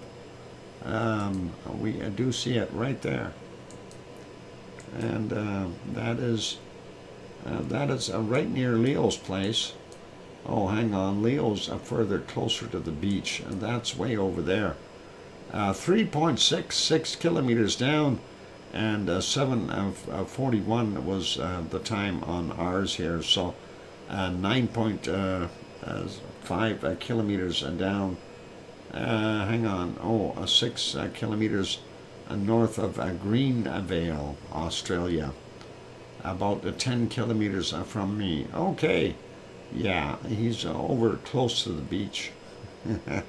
Awesome. That is there.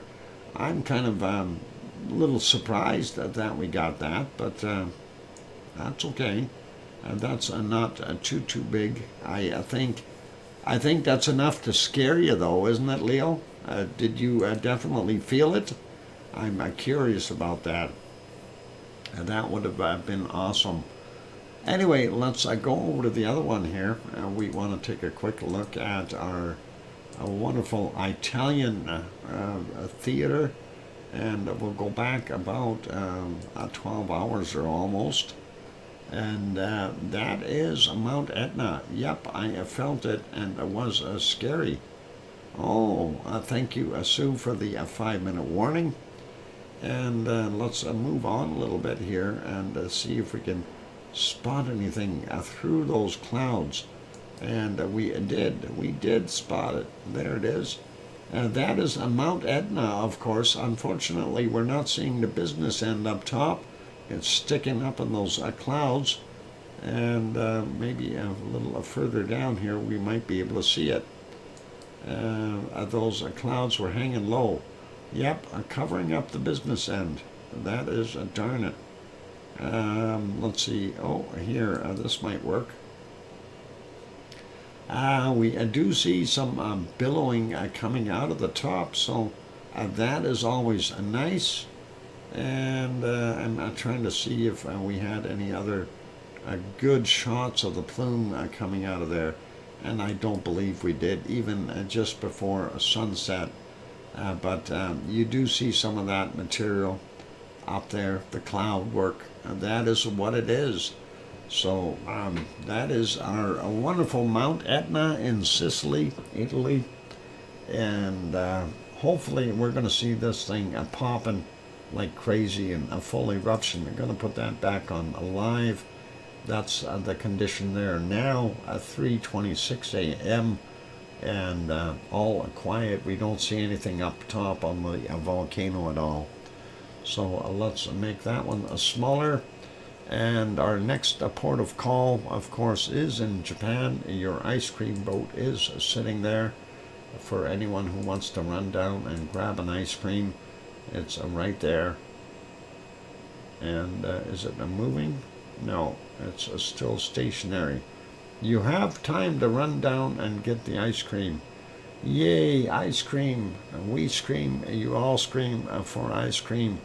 Mahalo, Dr. Fox. And you are very welcome. Our mahalo right back. There you go, Kathy. And I always wondered to be able to say mahalo as basically like thank you, and it is also you're welcome, and mahalo, you say mahalo back as kind of saying thank you and you're welcome. So all cool. Anyway, that is what we're seeing there right now. As you can probably hear, my voice is starting to crack a bit. I am going to go for a break. This break will be a little bit longer, and I'm going to try to relax my voice here. So Please don't go away. We'll come back with more of the show. Yes, it is mahalo, and that is awesome. And okay, don't go anywhere. Gonna go take that break, and we'll put you back on the canned lava. And that is from our wonderful Mauna Loa on the big island of Hawaii. I'm your host, DrFox2000. If you haven't hit that like button yet, please give it a quick bop. Also, if you have not subscribed to the channel, consider subscribing, and that really help us out and grow. And that's what we want. All right, let me go throw some music on. Don't go away. More to come. I'll be back.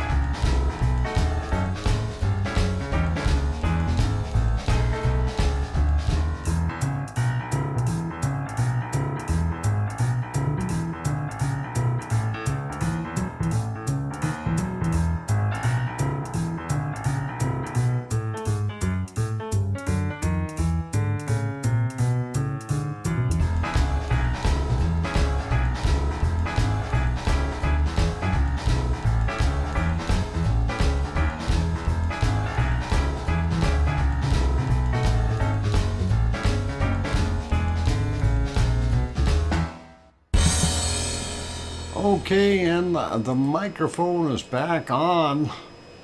And of course, I'm watching all the chat going on there about the root beer and stuff.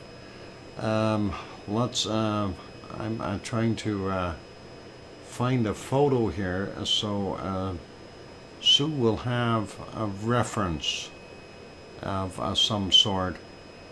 We'll get this one. Okay. I'm gonna save this if I can do that. Yep. All right. I'm gonna save that, and we'll call it something I can recognize, and we'll do this. Sue, you gotta try it, and thank you for the welcome backs. By the way, you guys, Sue and Leo and. I hear you, DrFox2000 now. Ooh. Okay, Leo is going. Welcome back, but I must go to work. Okay, stay safe at work there, Leo, and have a wonderful day. Anyway, Sue, I'm going to bring that photo up here for you, and you make sure you get the right stuff. Okay, that is important. Not just any root beer will do. Okay, you have to get the premium high quality root beer called Hires root beer. And Hires root beer, of course, is the best root beer out there. And you know, when I first came to Canada, I thought, what is this god-awful tasting stuff? But then when I had a root beer float, I changed my mind. And there is the Hires label, and since 1876, Hires root beer. It was absolutely incredible, and root beer floats are always wonderful. And if you get yourself a couple cans of Hires, maybe try getting one and try having a couple of drinks, see if you like it at first. And if you have a second can, I mean, they're not going to be any more expensive than any other soft drink out there. You can get the other soft drink and make a float out of it. And yeah, use vanilla ice cream, and it will definitely be an adventure. And you remember that? Yep, that is a long time ago. I hear things backing up. I wonder what that is. Huh.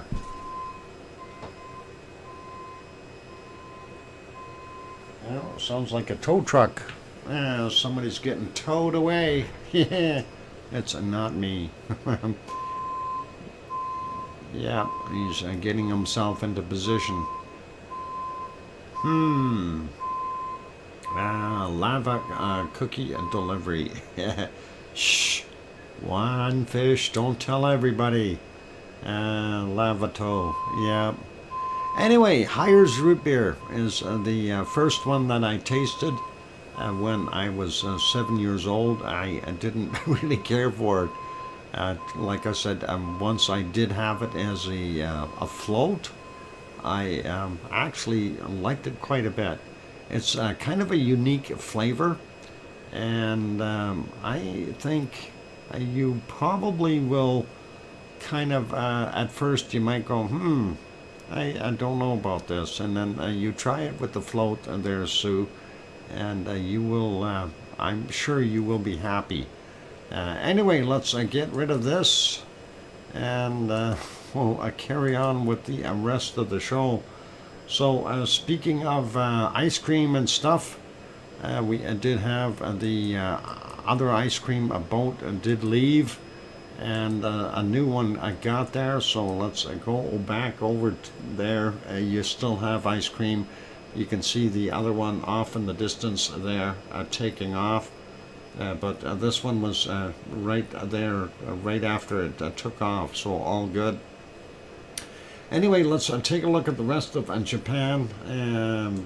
Of course, in the background we had, we got commercials. Let's see if we're going to get commercials on all of them. Yep, apparently so. Can't see that one very well. And Well, we'll start at this one then. And this is, of course, Asama. Asama-san is about 100 kilometers to the west of Tokyo City. And yes, indeed, it has picked up in activity, throwing out a lot of billowing clouds. Is this a prelude to an eruption, perhaps? It definitely has picked up its activity, and nice to see that. So Asama-san doing very well, and we like it. I kind of think that is kind of nice looking.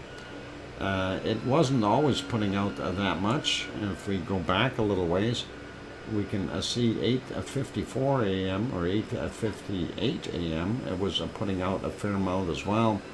If we go back a little bit further, 7:20, that wind was blowing it down the other side, so it's hard to tell or judge what was actually coming out of it. But earlier than that, 6:14, you'd almost swear there was nothing. And this is even earlier at 5:09 a.m. You can see a little bit of a plume heading off in the distance here, but that is about it. And let's see if we go look at it in the 3:39 a.m. There you go. You do see some output as far as smoke is concerned, or steam. And hey, and there you go, a C&D boy. I haven't even said that yet. Happy Memorial Day to everyone out there. And the wonderful people in the United States are celebrating Memorial Day today. And that is to honor their veterans and the people that fought for freedom. And that is always awesome. Anyway, let's leave this one be. We'll put it back on live.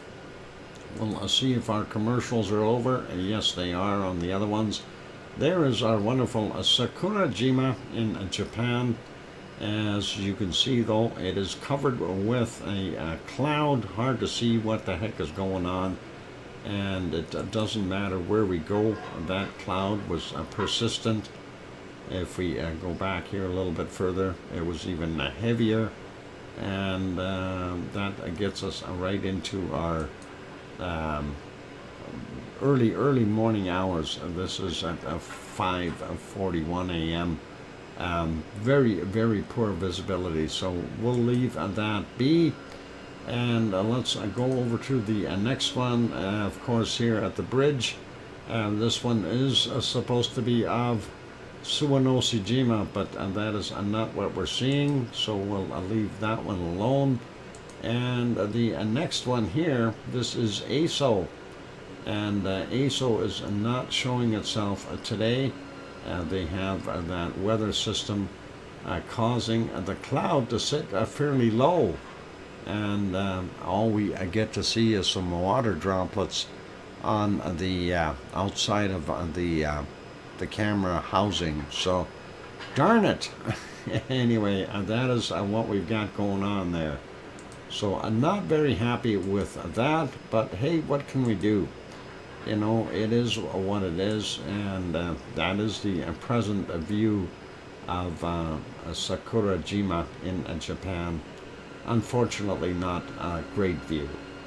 Making that smaller, let's go back here. Yep, the ice cream boat is still there one more time, and that is all good. Billy Bob Joel saying hi and bye, C&D boy. It's for me, Doc. Okay, Billy Bob Joe, you take care, get some rest there, my friend, and stay safe and keep smiling. And let's leave this guy be.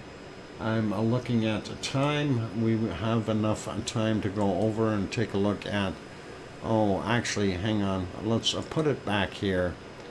We have enough time to go read the volcano report. There we go. And let me get that going.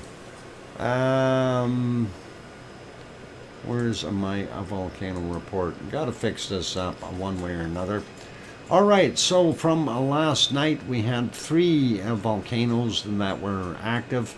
Reventador in Ecuador, new volcanic ash emissions to 15,000 feet.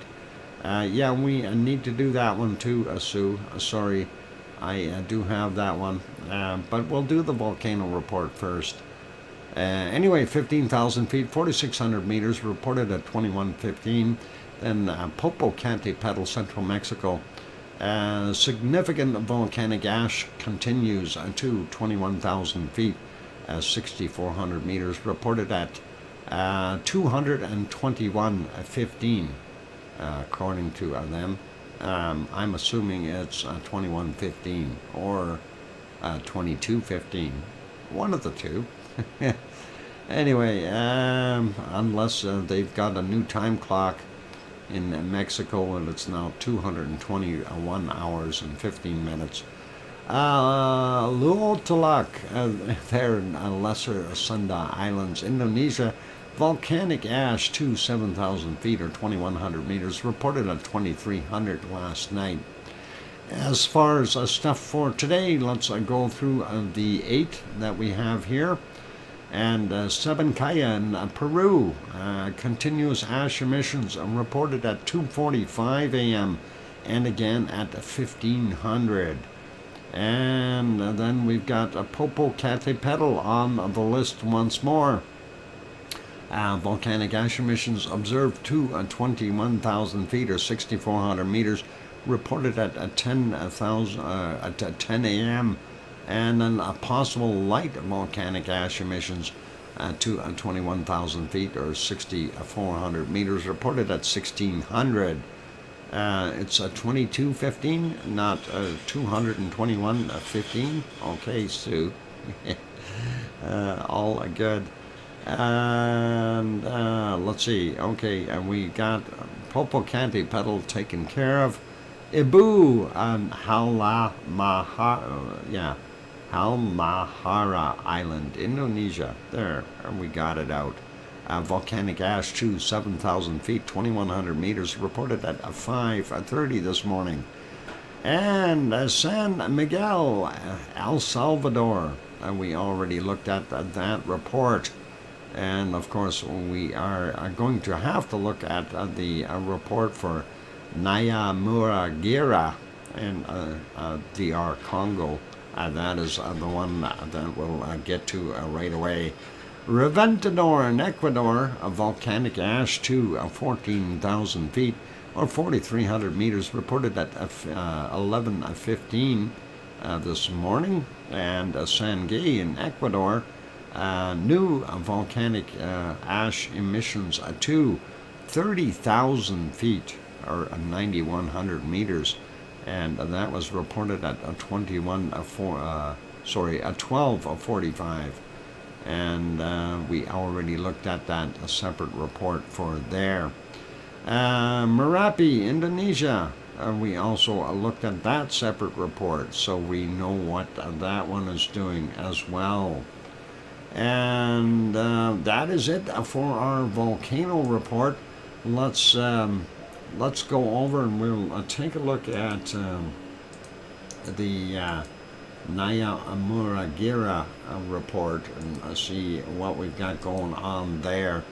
So let me pause this lava. Where's the pause button? There, paused it. Paused. Oops, a stiff finger. You got a stiff finger? Uh-oh. Drink a root beer, that'll help. Let's take a look at this. And Nayagura, what is Nayamuragira, a volcano there in DR Congo. Diminished activity, and that is what we're seeing.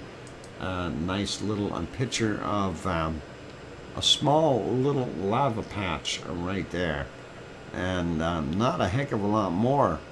And we see everything is pretty smooth looking here, so very nice. And obviously there is some sulfur in here, you can see that, and hopefully that is all good. Anyway, the picture is entitled "Glowing Lava Visible Beneath the Solidified Crust at Nayamuragira Volcano." And the image is Observatory Volcanologic di Goma. And that, of course, is Goma. Is that Goma 2 or Goma 1? This is nothing to do with Goma. and that is also nothing to do with Goma. Let's leave that be. Anyway, a local observatory reported that the effusive eruption at the volcano started to wane on May 21st. Drop in activity has been detected. What is it? Ramagambo monitoring station, and the drop. Yeah, okay. The lava flow spitting out onto the western flank and fed from the lava lake outlet channel slowed down its pace and gently began solidifying. Gently, yeah, okay. Solidification of lava, effusive material. Anyway, making the crust on the lava flow surface. And there you go. That's what we're seeing right there in that wonderful photo. And again, we'll make that there visible. So very nice. Lots of sulfur, and you can see those remnants. A fairly smooth material, and give it some time with a little bit of a rain and stuff like that. That'll make that pop and heat up a little bit and do its thing. So all cool. Anyway, that is what we've got going on there. Real quick back at the other one here, and no, I'm not seeing anything. All right, let's. I'm looking at the clock here, trying to figure out, should I go for a break now or should I wait? We'll just get a pre-look at what we've got here in our earthquakes, and it's been relatively quiet or benign for the most part. There really wasn't anything huge. Dave saying, all right guys, I got to get my little ones to sleep. I will catch everybody next time. Next time school I'm in AM. Oh, in the AM. Okay. No worries. Be good there, Dave, and good luck getting the little ones down. Make sure you sing them a lullaby. That's always important. All right, so yeah, let's take a break, you guys, and it is that time for me. My voice does need it. I'm going to leave you on the canned lava. We'll throw the music back on when we get back from the break. We'll definitely do the earthquakes and get into the SO2, and we'll go on from there and see what we can do. Here's some music. Hit the like button if you haven't done that yet. Also, if you have not yet subscribed to the channel, consider subscribing. That would be awesome. And here we go.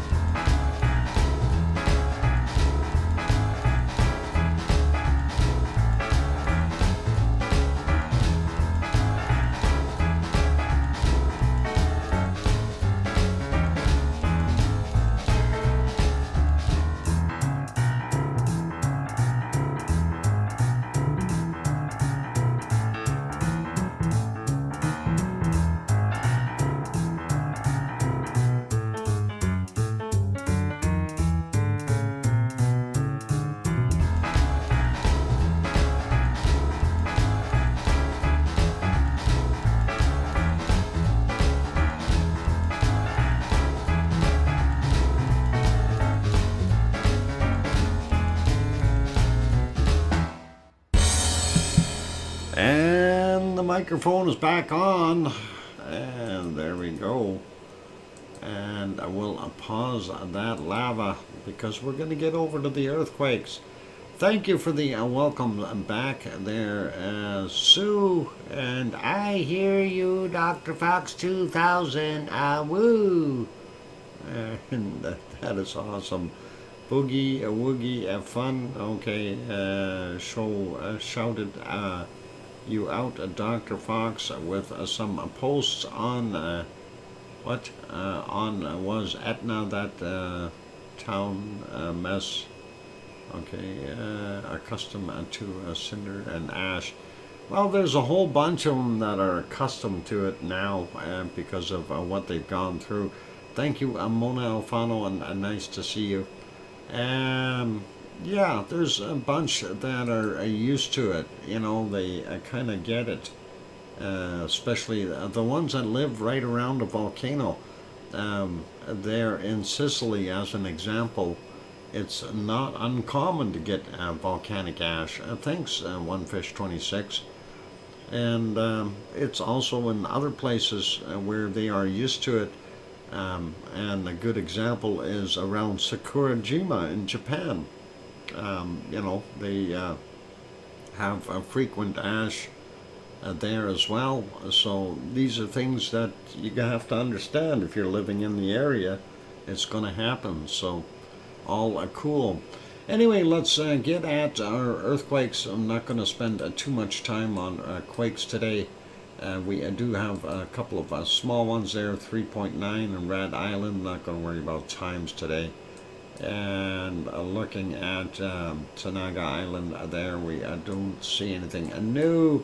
Sliding up a little bit further on the Kamchatka Peninsula, the Aleutian Islands, and going all the way over here to the Alaskan Peninsula. And of course, there we see Aniakchak, and not having anything new there.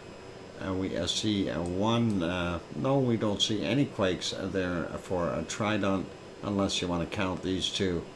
This over here, of course, is a Cat Maze, so that one doesn't count. We do see some other little ones over here.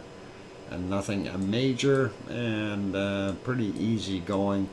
As we slide down, we don't see a heck of a lot in the North American coastline.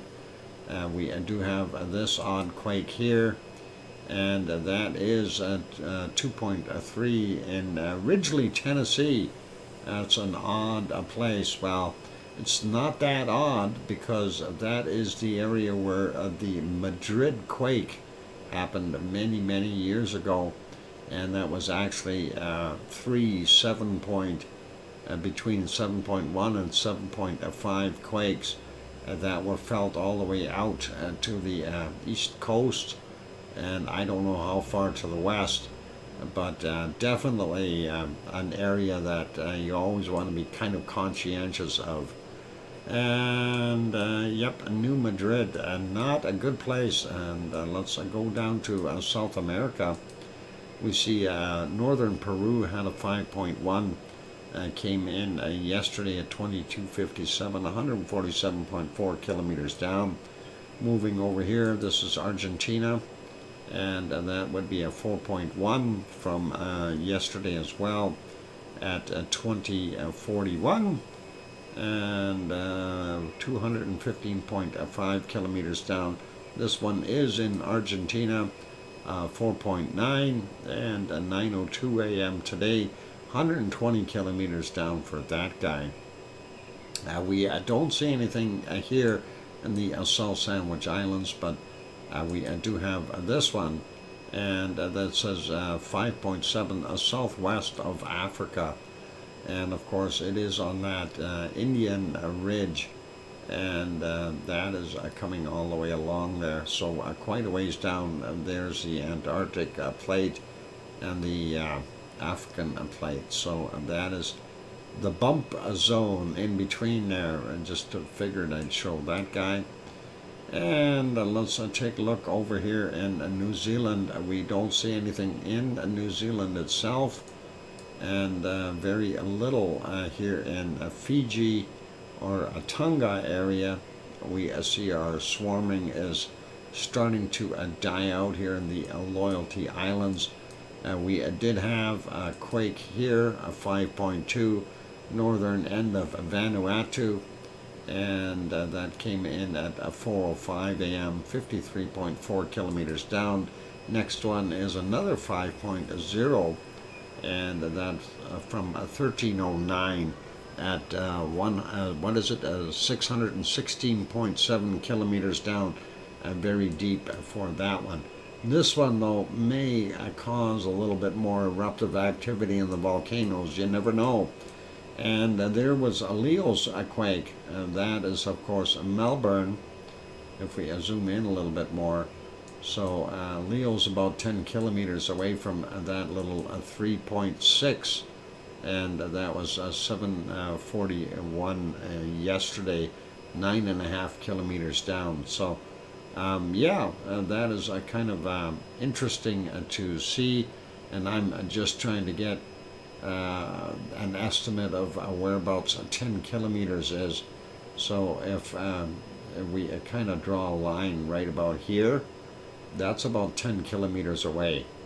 So if Leo is somewhere in that area, that is definitely been felt a little bit beyond that even. So 10 kilometers about like that, and that gives you a pretty good idea. And all good. Let's zoom back out. We'll leave that guy be. Let's go over here into Indonesia. Let's see, that's a 4.5 and 9:59 a.m. 35 kilometers down for that one. The other one is a 4.7, and that is a Timor-Leste area, kind of between both of them there. 7:52 a.m. 80.1 kilometers down for that one. We do have one in the Philippines, 4.6, and that came in at 11:08, 11 kilometers down for him. We do have one near Barren Island volcano, and that is a 4.5, and what is it, Andama in Island, and that is in India actually. So very interesting to see that. And let's see, that is from yesterday at 2018, 10 kilometers down for that 4.5. Next one over here in they call it a Volcano Island region. There, 5.8 in Japan from 1852, 10 kilometers down for him. We don't see anything else in Japan or going up the Kamchatka Peninsula. We do have this one here in India, and that is a 4.8 from yesterday at 2033, 10 kilometers down. And we are seeing a more push. This is Owen, a fracture zone, 4.5, and that is yesterday's at 2058 as well. And that is 10 kilometers down. That, of course, will apply a pressure to the what is it, the Arabian plate, microplate, and if it pushes up, we're going to see some more quakes up here in Turkey. And I think that is pretty much it for that quake map. Did I just go right through my break, or no? Or did I? I took a break, never mind. Let's keep going. Anyway, a bunch of in the Pahala area. I'm really not going to look at these. We know they are there. We do have this one up on the top of Mauna Loa. I wanted to have a look at that, and that is a 2.2 from 1:58 a.m. Their time, and 10.6 kilometers down. The other ones over here are very interesting. We are seeing some activity again underneath our wonderful Kilauea, and that is the latest one, a 1.9, and from 1944 today. Minus 3 hours gives you Hawaii time, so that'd be 15:44. and that is 600 meters below sea level. And the one right inside the caldera, 1.7, 16 and 19 was the time on it, 1.6 kilometers down below sea level. This other 1.9, 1737 is the time on it, 700 meters below sea level, but well underneath there. So very cool to see. And the 1.8 from 1609, 4.7 kilometers down. And then, of course, we got a few other stragglers. I'm not going to worry about those. Here's another one near Hilo. I'm surprised to see that. That's a 2.5, and that was from 8:50 a.m. or 5:50 Hawaii time this morning. And that's 23.1 kilometers down for that quake. So Hilo is right in here. So very close. That is kind of interesting. Anyway, that's it for those earthquakes. Let's have a look at the other one. No, I didn't want that map. I want the other map. And that is, of course, our Canary Islands. We want to have a look there. I'm not going to worry about these guys over there. I'm more interested in La Palma. What's going on there? And yes, a brand new quake up top, 16 minutes after midnight. So in the future, for me, 6 kilometers down, sitting right on top of Cumbre Vieja. This one is from today, technically. Well, it's there yesterday, but still are today. That's a 1.2 from a 2306, 11 kilometers down. The other one is 1.3 from a 7:21 a.m., 7 kilometers down. So 3 quakes within a short period, really, and varying depths. So 7 kilometers, 11 I don't know, that's kind of odd, but you never know what's going on there. But the 6 and 7 kilometers down, a little bit weirdish having those two right there. Anyway, that's it for those quakes. Let's leave that be. I wanted to take a look up here and see if there's anything else. We do have that one little one. That's on the East Azores Ridge. That's from the 27th, though, so we'll leave him be. And there's our Canary Islands for you. And let's go over to our SO2 map, and we'll get that guy started. And let's see, where are we here? I am trying to get to SO2 map. Where is it? There it is. I'm going to refresh it because we need it refreshed. There we go. And looks like, yep, we did have some rain today here. I was surprised. And tomorrow we're supposed to get a little bit of a shower in the morning and at night. And then come Thursday, we're going to get rain. Pretty awesome. I like that rain stuff. It helps keep the forest fires down and washes the SO2 out of the air. Anyway, let's look at the Kamchatka Peninsula. And yeah, we're not seeing too much coming off of Shivelish. Most of that be Klyushevskoy area, and that is what we're seeing there. Not 100% sure, but we know all of them are off-gassing, though. Korinsky and what is it? Bezimiani, Shivelish, Klyushevskoy, and I'm sure there's probably one or two more there that might be bubbling. Let's go look at North America real quick. We do see this is caused by some of the forest fires, that SO2. So that's what we've got there. Looks like the around the Great Lakes, again, population being quite high. That's why we're seeing higher levels of SO2. But the western portions of the U.S. are very clean. Going down here, Popocatépetl is letting its stuff drift south again, getting over into the Yucatan Peninsula, and of course being pulled across all the way through Florida and out into the Atlantic Ocean. Moving along a little bit further, Nevado del Ruz would be there and throwing its stuff out. I'm not going to worry about the other ones. Sangay is here, but it's not generating that much SO2.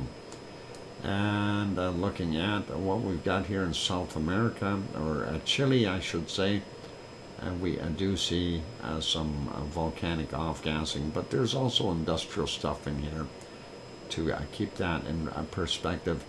This plume, of course, is from Sabancaya, and this is just overflow from what's being pushed out. We are seeing some SO2 coming from Michael volcano in the South Sandwich Islands, so that one may be getting ready to pop again. Would be cool. And this is a White Isle volcano doing its thing, and not too badly though. And looking at nothing in the Melbourne area, or very little from the refinery. This, of course, coming from the coking plants north of Sydney. Tofua definitely still off-gassing, not very, very heavily though. And Yasur still doing its thing. Gawa and Aoba up here where the earthquake took place, and that is what we're seeing there.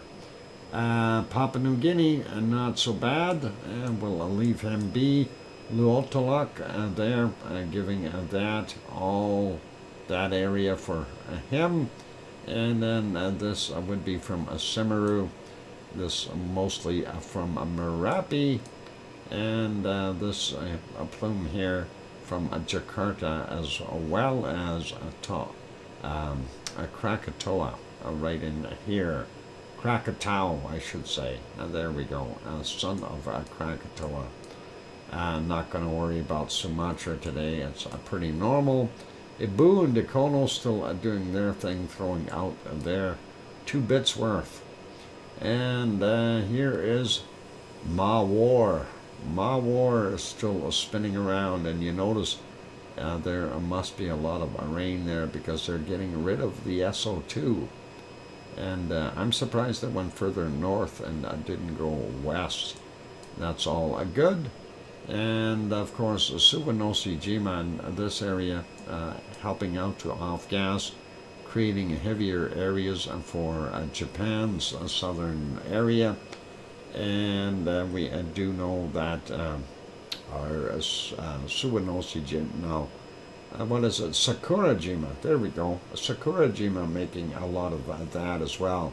But it's already higher levels, so that's what we've got. ASO, on the other hand, not putting out as much.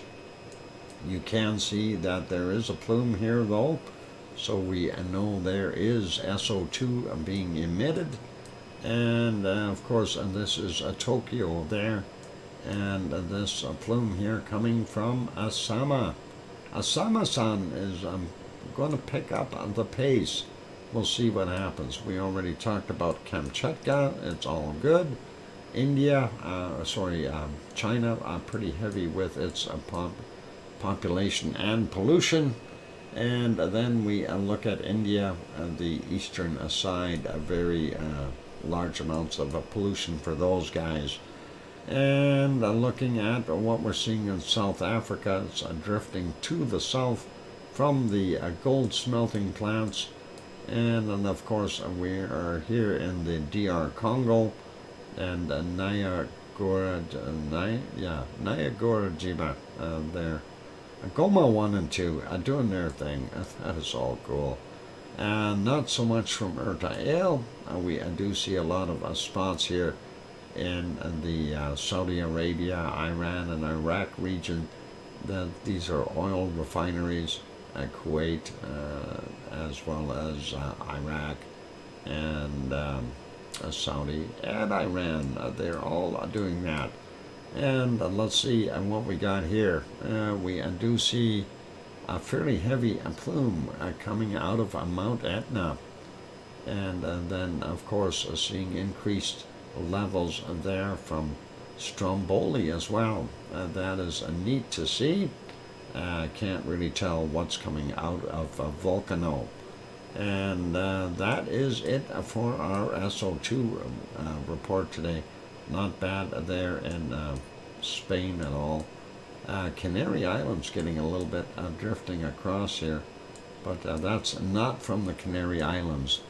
What is it? Nyiragongo and Naya Muragira. Goma 1 and 2. Thanks. That is awesome. We are still seeing that stretched out plume that developed around here. It's now further up in the north, so we aren't seeing any more output in this side. That is what we've got. And I think that is just about it for right now.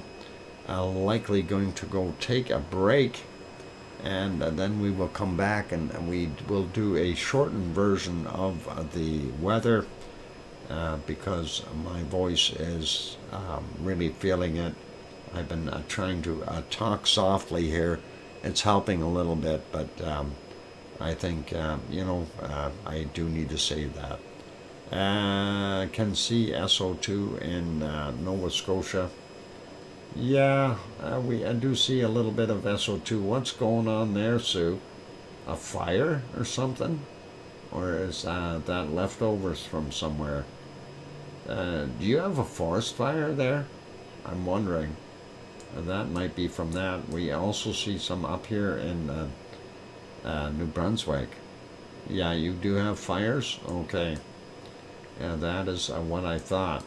And seeing that happens, and it's a lake here in Saskatchewan, moving up to Manitoba, and they've got fires in a few places up there, so all good. Anyway, don't go away. I'm going to put you back on the canned lava for right now. Got to try to save my voice a little bit. For those good people who are here, if you haven't yet hit that like button, give it a quick bop. Also, if you have not subscribed, consider subscribing. If you're sitting in the Lurkers Lounge, peeking in and wondering what the heck you want to do here, hit that button. Help us out. Let it grow. On that friendly note, I'm your host, DrFox2000, here in Edmonton, Alberta, Canada. I'm going to go and be back in about 5 or 6 or 7 minutes. And keep smiling, and here comes some music.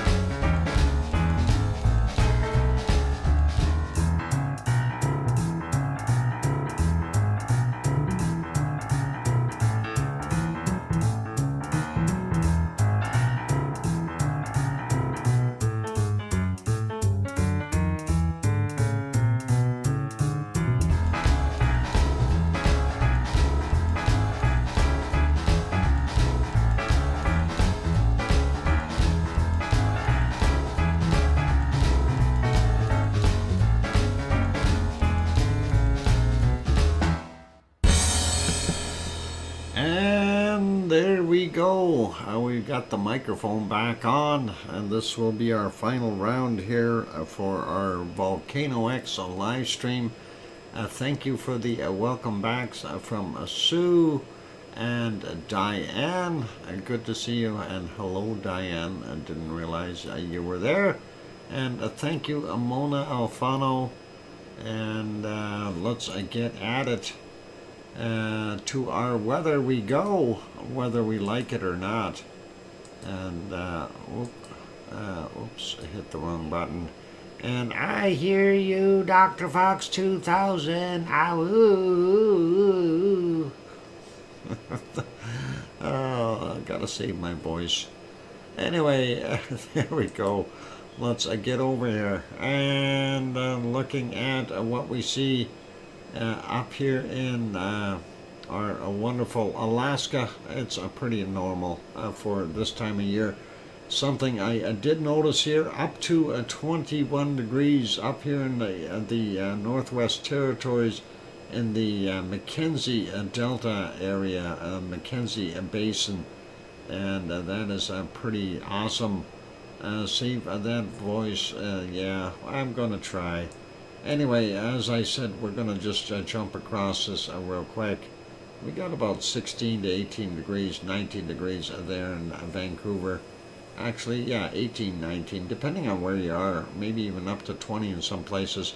Bob's Place, slightly cooler over on the Rock, probably about 18 or 19 as well. And, we see some heat. Kelowna 22, not bad. Edmonton sitting at 20 right now. Calgary 20. Lethbridge probably about 21. Pick a place here. Swift Current 18 degrees right now. Not bad. Moving on, we do see most of the prairies are warm. Most of northern Ontario is warm. Winnipeg coming in at about 21 degrees, 22. Same kind of temperatures down for Judy M there. Looks like Sudbury about 19, 20 degrees, Toronto 16, London 19, Detroit is 19, Chicago is about 18, 17, some Great Lakes air blowing on them, keeping them cool, and of course our wonderful Tom Dice is headed for Montreal. He's got 15 degrees to look forward to. Quebec City coming in at about 11. Looks like it's not that warm there in 10, about the highest in New Brunswick. And looks like about a 6 or 5 for the lowest area. Not bad, but not good. And Halifax coming in at about 6. Cole Harbour, not that far from it either. So 6 degrees. -1. Get some blankets for the Cabot Patch Kids real quick. It's going to be cold for them tonight. And we are seeing down to -3, -4 there in some parts of Newfoundland. And seem kind of cold. Because of this low here, we do see same kind of a thing there along that coastline. But that warmth is getting into northern Quebec as well. Hopefully that'll help warm up some of the areas of here within Hudson's Bay. Anyway, let's keep going. Portland sitting at about 19, 20 or something thereabouts. I seen 19 in there. There it is. Yeah, close anyway. Not going to worry about it. San Jose about 17 right now. It's cooling off there. We got 14 in San Francisco, 18 in Sacramento, Bakersville coming in at 22 right now. Not overly hot. We do see temperatures up to about 35 there in Death Valley. It's cooling off. It's nighttime, so that is awesome. 34. Thank you, Sue. And we see about 30 in Mexicali. Going over to Phoenix real quick, 31 in that area. Tucson about 29.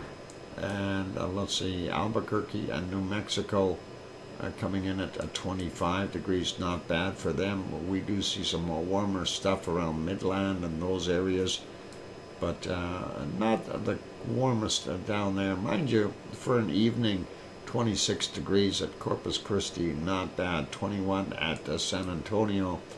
Houston about 25, Austin 23, Dallas 22, going up a little bit. Not Albuquerque, Oklahoma City at 20 degrees, Little Rock at 23, and going to New Orleans at 25, and Miami is at 27. We got 22 in Orlando. We got 23 in Jacksonville. Atlanta coming in at 18, and the colder temps there in the Appalachians. And we have 17 in Charlotte, North Carolina, 17 for Grandma B as well. And that's not that bad for this time of day. 17 in Virginia Beach, going up, looking at 15 in Philadelphia, New York 15, and Boston coming in at 11. Quick peek down in Mexico, we still see some very hot temperatures. Mexico City, though, being on the plateau at about 7,000 feet in elevation, you see some good warm temperatures, but also cold ones, anywhere from 17 to 19. And that is what we've got there. Some warmer temps in the deserty areas, and then the Yucatan jungle here, being up to about 30 degrees right now. Cancun was 26 right now. That's not bad. And sliding down, we see pretty normal temperatures for Colombia, Venezuela, and all of the that whole area. Still 26, 27 for the temperatures in the Amazon basin as well. We'll go over here, take a look at Rio de Janeiro, 19 degrees right now, and hope Mars 2028 is enjoying himself. 15 there at Sao Paulo. Buenos Aires a little on the cold side at 11. Paysandú also 11, so they are getting some colder temperatures, down to about 6 out there on the coast. That's not good.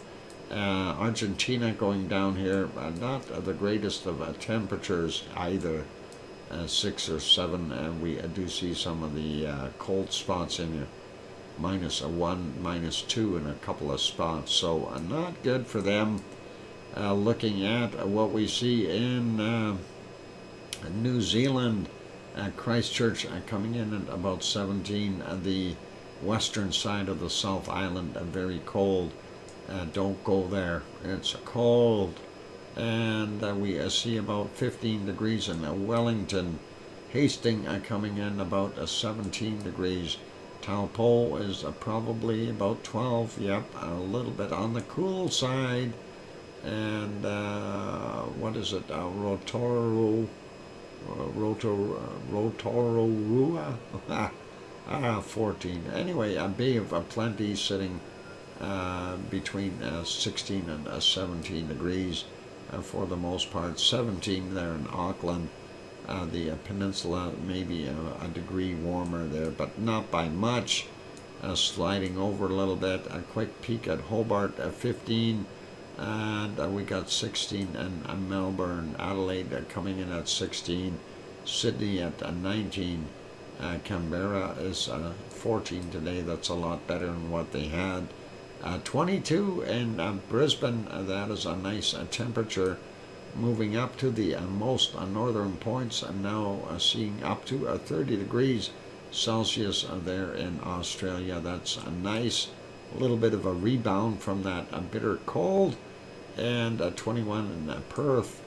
I'm not going to worry about Fiji and those guys. That's all pretty normal looking. Looks like Papua New Guinea is a little bit warmer today as well, with up to 32 degrees on the northern side. So pretty awesome to see that. And we know things are starting to warm up, and you can definitely see here in the 30s for the most part of Java and other places like Bali and getting over into Sumatra, 30, 31 degrees as well for a lot of those places. Singapore coming in at about 30. Bangkok sitting at about, well, it says 29 on here, but 30, 31 doesn't surprise me. We do see some warmer temps up in the northern parts. Still nothing beating Death Valley so far. There's a 35 up here. That's getting pretty close. So let's leave that be. Manila sitting there at 32 degrees. And there's a Mawar. Looks like it's gonna go for Taiwan. Get ready, Taiwan. And I'm sure these people here are feeling the effects of it as well in the Philippines. And looks like, wow, we have dark temps there up to 30 degrees in southern Japan. Kagoshima coming in at 29. Wow, that is incredible. And looks like Japan for the most part fairly warm. And Sapporo is only 13, 12 thereabouts, so nothing too crazy though. Kamchatka Peninsula up to 20 degrees, 21 degrees on the western side. Eastern side a little bit cooler, up to about 4 or so. India pretty normal, not going to worry about it. Cape Town looking at about 13, 14 degrees. Madagascar is okay. Southern Africa is still quite cool, and we are seeing up to 35 degree temps. There's a 36 in here. I just seen that pop up there in the Sahara Desert, so definitely warming up there. Saudi Arabia also warming up with up to 35 degrees, and Oman and UAE all kind of joining in. Looks like Riyadh coming in at 30 degrees right now. Cairo is 20, and Baghdad coming in at about 25, 26. Turkey fairly warm in comparison to what we've seen. 12 in Malatya. We've got 19 in Adana. And let's take a look at Piggy's place. She has probably got about 18 or 19 degrees Celsius there. That's not so bad for her. And we'll see if Athens, 16 there. And what is wrong with that bot? It doesn't like weather. There, 18 for Piggy. And we're seeing about 12 there for Radanzo, and that is what we've got. So pretty awesome. Quick peek looking at Naples, 17, Rome sitting at 16, and Milano coming in at 19 up in the north, and that is a little odd, but hey, good. Lisbon coming in at 15, 14, Madrid coming in at about 13, Aurelio's house 11, and Nantes gets about 14 degrees for our wonderful Tanto, and then we've got about 11 in Paris, 12 in Munich, 12 in Frankfurt, and 9 in Cologne, and Yvonne Kunkel's house only about 7. Oh, she must be freezing. And Brussels is 8, Amsterdam coming in at 10, Berlin is 8, Hamburg 8, Copenhagen coming in at about 10 degrees, 9 degrees, depending on where you are, and looks pretty awesome and warm. 8 in Aarhus, and then we've got 5 in Oslo, 8 there in Stockholm, St. Petersburg, 9 degrees. Moscow about 10 or 11, so that's not bad. London coming in at 8. It looks like maybe slightly warmer in Wales. Leeds 5, Glasgow 8, and Aberdeen 6. Highlands a little bit cooler, and Dublin coming in at 10 degrees, and our wonderful Irish monk on the other side is probably got about 11 or 12 degrees. we'll see what pops up when Sue brings it up. And looking at what we're seeing as that warmer air being pushed up into Iceland, and we see Reykjavik still sitting at about 8 degrees right now, so that is not bad. And yep, 11 for Doolin, that makes sense there, Sue, and thank you for bringing, a 7 for Reykjavik. Well, 7, 8, pretty darn close. And let's go over to precipitation. I'm going to make this quick as well. We do see this low here, and it is causing some snow and rain up in the northern portions of Alaska. There's 2 lows actually doing that. And we see some rain up here in Northwest Territories, as well as in the Yukon. Rain in Alberta, we do want it, and that is all okay. I'm not seeing too much in Saskatchewan, but on the southern end, Winnipeg area got some thunderstorms. Of course, they've got warmer temps, and then going around most of the Great Lakes looking pretty good. Montreal area looking good, and looks not bad for Sioux. They've got a high sitting on top of them there in Nova Scotia. That'll keep it warmer, I think. And, well, cold at night, warm in the day. And we do see very little there. That system moved off from Newfoundland. We do see Labrador and northern Quebec getting some rain up there.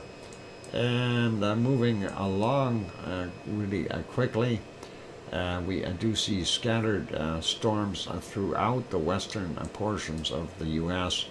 It looks like we do have some stuff here in Nebraska and North and South Dakota and into Minnesota.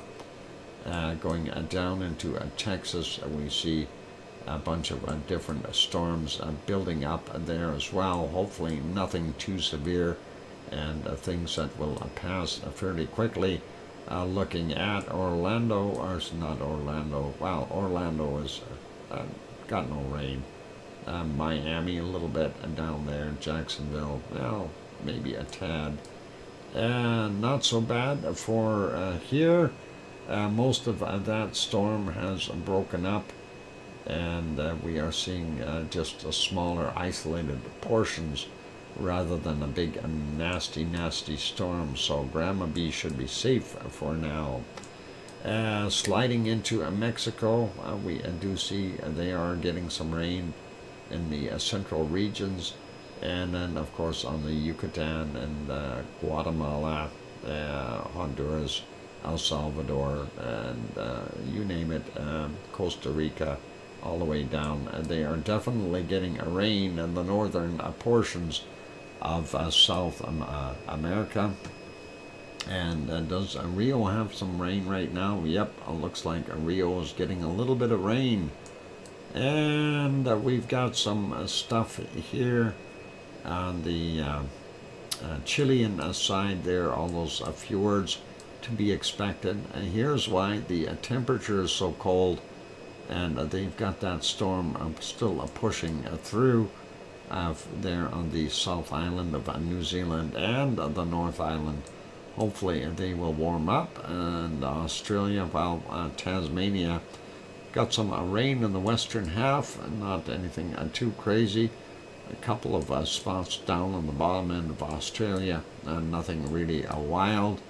Looks like possibly some rain in Fiji. Vanuatu looks okay.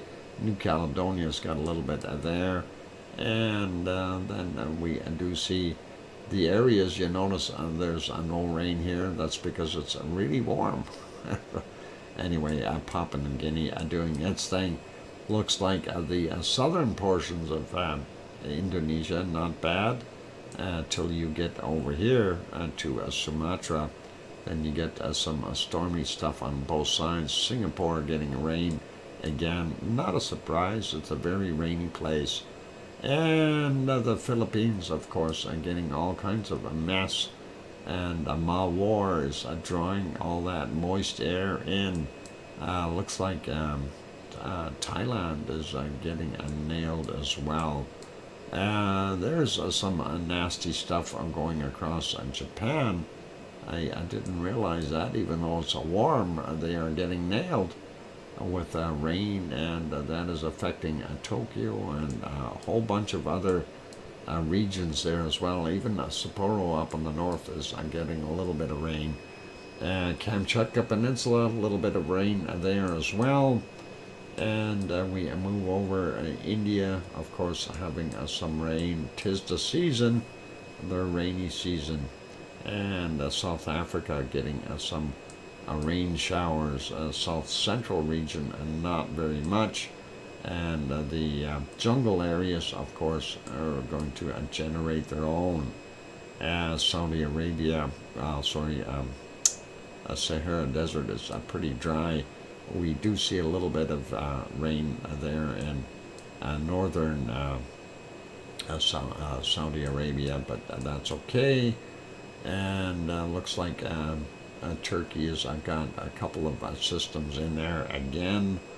And maybe Piggy is going to get a little more rain, and that'll be cool if she does.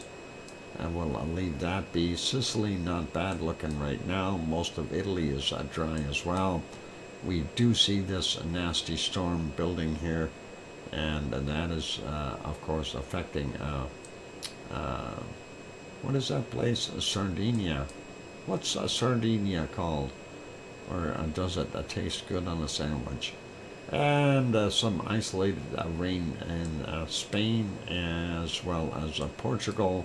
Looks like France is pretty dry. Germany and Holland and Denmark and Luxembourg and Austria and those other countries are all pretty dry. Same thing goes for England and Ireland and Scotland and Wales. Very dry weather. And we do see some rain here in Finland. Sweden is pretty good for the most part. But, you know, Norwegian coastal areas, what do you expect? It's the way it works. And some more rain there in Iceland with a few snowflakes in the higher elevations. That's it for our weather today, you guys.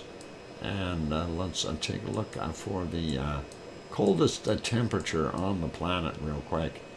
And I already seen a minus 75, 74 there, 74, a 79. Let's see if we can find something a little chillier. I see a minus 81 right there. Minus 82 I seen. Oh, a minus 83 in there. Let's take a look and see if we can find that. 81, 82, minus 81. It keeps changing. Come on, don't change. Just show me the low temp. Minus 82. We had a minus 83 here a second ago. I'm sure of it. I'm sure of it. Let's look around and see if there's a colder stuff. And I'm not seeing it over there. Let's zoom back out. And I don't see too much. Just scanning real quick. Minus 75, 76 in that area. 72s, 77, 79. Yeah, we do have some cold temps in there, so that is pretty nasty. Oh, there's that minus 80 again. 81, there's an 83 right there. And let's see if we can find that again. Minus 82. All right, you don't want to show up. All right, well, we did see a minus 83, so that's the story I'm going to stick to. I don't see anything colder, so let's leave it as that, minus 83 degrees Celsius. That's still plenty cold, you guys, and you don't need to worry. You'll freeze to death before you feel the pain. It's all good. Anyway, that's it. And Sue found a minus 85. I guess I'm getting a second-degree beating today. Wow, and that is 2 degrees that Sue has got up on me. And awesome, Sue, congratulations. And let's wrap up the show for today. And there we go, getting into the right places. I need to go get some food, and then I need to go lay down and sleep. I'm tired today, a little warm, I guess, from today's work. Anyway, thank you everyone for being here. Appreciate all of you. And beaten by 2 degrees. I see we're down to 15 people anyway, 16 in the chat, I guess. So not bad. And a big thank you to our wonderful moderators, Piggy and Arizona Snowman and C&D Boy and Gary 24/7 Live, Ace of the Skies, as well as Lucas Snow, Joseph Fields of Texas, and Mona Lisa Smiles. Thank you, moderators. You guys do an awesome job. Also, a big thank you to Sue for providing the volcano reports. And I want to say a super big thank you to our supporters here, which is everyone that's in here. But Sharon Stewart, of course, I gifted a 10-pack of memberships there. Thank you very much, Sharon. And Grandma B threw in a nice super chat as well. That is awesome. And always do appreciate those. And helps support the stream and the channel. So very, very cool. Anyway, be good, be kind. Thank you, everyone, and thanks, Sharon, and that's awesome. Okay, for those people who haven't hit the like button yet, make sure that you hit it out on the way out the door. Let's see if we can get that numbers up over to the 80 mark anyway, if you haven't done that yet. And it is time for me to wrap it up, so thanks everyone for being here today. Tomorrow, of course, is Tuesday, and VolcanoX will be on the regular times as we try to make it home in time. Sometimes, of course, when I'm working, it's going to be, depending on traffic and stuff, a little bit later. So, you know, if it by 5:30 we should be up and running anyway, that kind of thing. So you never know. I'll let you guys know though if the stream is going to be way late or something like that. Anyway, on that friendly note, it's time for me to go get some food. Be good, be kind, take care of yourselves, please. And most of all, tell your loved ones that you love them tonight, for tomorrow is never promised. I'm your host, DrFox2000. We'll see everyone tomorrow. A good night and oink oink.